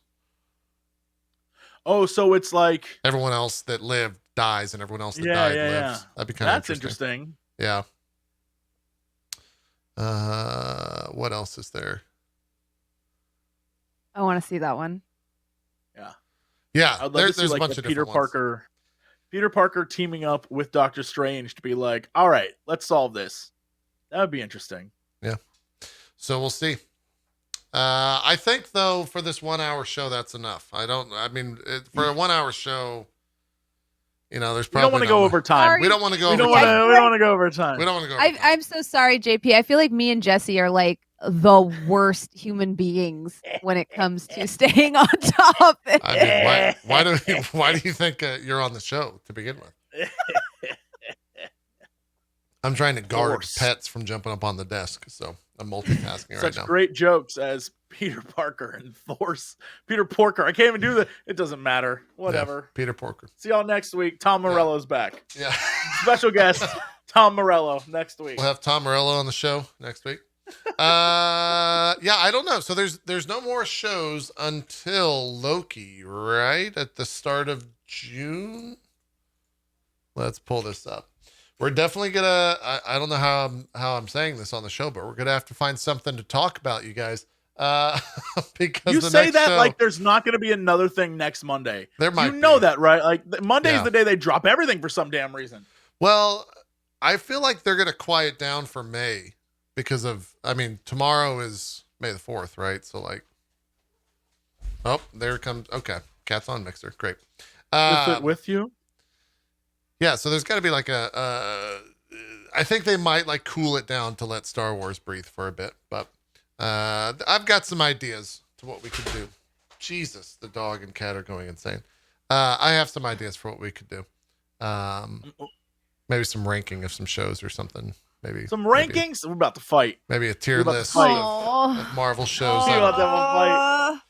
I don't know. Maybe I'm we'll gonna need at least an hour to make my case because I have very controversial opinions, but I swear they're for a good reason. And if you just go back and rewatch Iron Man 1, I really do think Terrence Howard had his moments. Maybe I'll just pull up some controversial questions. That scene where Terrence Howard and Tom Morello have a drink on that plane while the flight attendants dance, I think was like a really great moment. Good. It was a great scene. We're ending the show, Jesse. We have to stop. We're ending the show. Oh, that was Robert Downey Jr.? Shit. Also, I will raise you that there was a better scene when Don Cheadle fought a drunk Tony Stark on his birthday. Oh no, it was with and DJ, Tony kisses the suit. Yeah, with DJ AM, the late great DJ AM behind him at his house in Santa Monica or whatever the fuck it was. Anyways, I gotta get out of here. These pets are going crazy because there's a cat on the desk and Ollie doesn't like that. I'll let you guys do some shout outs here real quick before we go. Jesse, what are you doing? Where can people find you? What's happening? Oh, hey. Hi, everyone. You can find me all over the internet. As you can see on both here in Twitch and on Twitter and on Instagram if you like looking at this mug frequently. On at NotoriousCox on the old Instagram. And hey, if if you're on YouTube, I think either later today or tomorrow, probably tomorrow, is another indie review. I played the game Call of the Sea and had a super fun time. So there's a review of that going up tomorrow as well. And I do a bunch of stuff and act like an idiot and talk about Thorse. I'm making it happen. Thorse 2021. Let me write that comic. He's a horse. He's Thor. He's Thorse. Does he stand up on two hooves? Does he hold the hammer with his mouth? Who knows? Find out in Thorse episode 1, issue 1. Wait, did you just make up Thorse, or did I just like gloss over that joke somewhere during this episode? I said, what if Thor was a horse? And Jesse I've been saying Thorse for the last 20 minutes. And it's happening. Thorse. Look, Thor is a horse. You can get your Thorse if I get my Silver Surfer. All right? That's the rules. Your Silver Surfer is just John Walker in a shitty outfit. Mine is a horse with Thor's hammer. Thorse. He was worthy. What if? Give me at least one what if episode. What if Thor fell to the ground and a horse picked up the hammer? Thorse. You're welcome. Let's run with this. Call me, Marvel. Maybe so. Bronze, do some shout outs for us. Hi, hello. I'm that bronze girl. Gosh, I'm working on so much stuff right now. You can find me on Twitch at ThatBronzeGirl, Twitter. I made a TikTok, so if you like my weird accents and some of my skit comedy, I plan on putting it up there. So think about it. I'm also relaunching an old show that I'm bringing back this month called Bagged and Boarded, in which I go do a deep dive into like the printed comics and kind of sort of answer people's questions about them. But, I remember doing a whole thing on like, who is Ebony Maw and stuff like that. So I'll be doing that and maybe even bringing it to YouTube. We'll see. But yeah, that's me. I've been playing a lot of GTA RP this weekend. I play a judge on the TSRP server, and I'm playing Returnal today. There you go. Jesse, I saw you laughing. I think it's because of a comment I saw in chat as well. Please. The comment I saw was Corgi picks up the hammer, Thorgy. And now I am... Oh, that's not what I saw. The possibilities are endless. What did you see? I saw the intro song is Look at My Thorse. My Thorse is amazing. I also just saw Jesse needs a Thorsaurus, which is great. It's great. Thorgy. Come on. Thorgy? Thorgy's very good. I love the idea of yep. And he picks it up and he's like, he is worthy. And he goes and flies and Wait, hold on. Does that just mean that we're recasting the entire MCU as dogs? Like Odin's a fucking German Shepherd or something? Oh my God. Why doesn't that exist? Spider-Man's a Chihuahua? Why would he be a Chihuahua? What else would he be? I don't know. Not a Chihuahua. I feel like Captain Marvel is a Labrador. Yeah. Like one of those cream-colored Labrador retrievers. Who's a pug? MODOK. MODOK is just somehow an important character in the MCU. MODOK is in it. Don't get me started on my controversial opinions of pugs. With his big goofy eyes, he's like, I know. They have the weirdest, creepiest faces. So I 100% think MODOK is perfect for it. But pug owners are gonna find me and murder me because they're like, look how cute my dog is, and I'm like, looks like it has, that iodine deficiency where your eyes start to bulge. It has that. Thorgy. Who's the Cocker Spaniel? Sharon Carter. It's Cocker Spaniel. Who? I'm trying to think who Captain America would be. Like, what's the most American ass dog? Oh, you know who he'd be? Like some mutt. He's a golden retriever. No. Captain America, he's like some like pound mutt for sure. Like the most like he's everyman. Yeah, he's like everyman. Yeah. That's Captain Bucky America. is a husky. Agree. Yeah. Oh, Beagle's good though too. Damn. Oh, Beagle. Nah, he's a pound mutt. He's some like mixed breed pound mutt who's just like, I'm happy to be here. Yeah. Does that mean Tony Stark is like an Afghan? Oh yeah. What's the most assholey of dogs? I've heard Tony Stark is a Afghans are poodle. like. Tony Stark's a poodle for sure. Oh, smart but assholey. Mm-hmm. Probably a poodle. Yeah, not like most people think poodles that are like dolled up and like trimmed down. I'm talking just like a normal poodle. Normal poodle. He's a poodle. Like one of the bigger poodles, like the full size dog poodle. Yeah, but he's also an asshole. Yeah, like poodles look like they're kind of dicks. Yeah. Who's a Saint Bernard? Probably Hulk. They just get the dog from Beethoven to play Hulk. Yeah. Pomeranian, that's Black Widow. Aw, I see that. Nick Fury's a Who's like the Boston Rottweiler. Terrier? Boston, like the little Boston, like who's that guy? Hawkeye. Probably Hawkeye. Yeah. Hawkeye. Oh, yeah. Thanos is just a cat, I think, in this universe, probably. yeah. I'll wipe out half of the dogs. Meow. At this point, we're just remaking that stupid Dog vs. Cats movie from a couple of We years really ago. are. What would Wanda be? Who's like the magical dog? Who's the magical dog? Yeah, like who's Type in who's Rocket Who is the magical dog? Someone goes Rocket Who is the Raccoon is magical just dog? a gerbil. But he's still named Rocket Raccoon. I agree. Who does Ollie play? Who are you playing, Ollie? Huh? Besides an annoying motherfucker right now. I gotta get out of this. Ollie would be Ant-Man. It's a deep cut. I just want to let you know. That that the thing I found when I looked up who is a magical dog was a T-shirt that says, "This is my magical dog, a Labracadabrador." We'll see you next week, everyone. Thanks for coming out to the show. We're out of here. That's it for the MCU crew. Thanks for watching.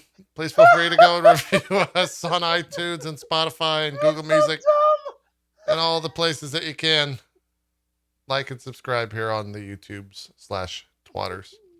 And if you're not already, go follow all of our channels on Twitch and on YouTube and on Twitter and wherever. Thanks for tuning in to our 1 hour show. Clocking in at 3 hours and 20 minutes this week. Next week, we'll try once again to keep it short. We're out of here. Ollie, that was me tapping on the desk. That wasn't a cat. We're out of here. Thorse. Go watch it.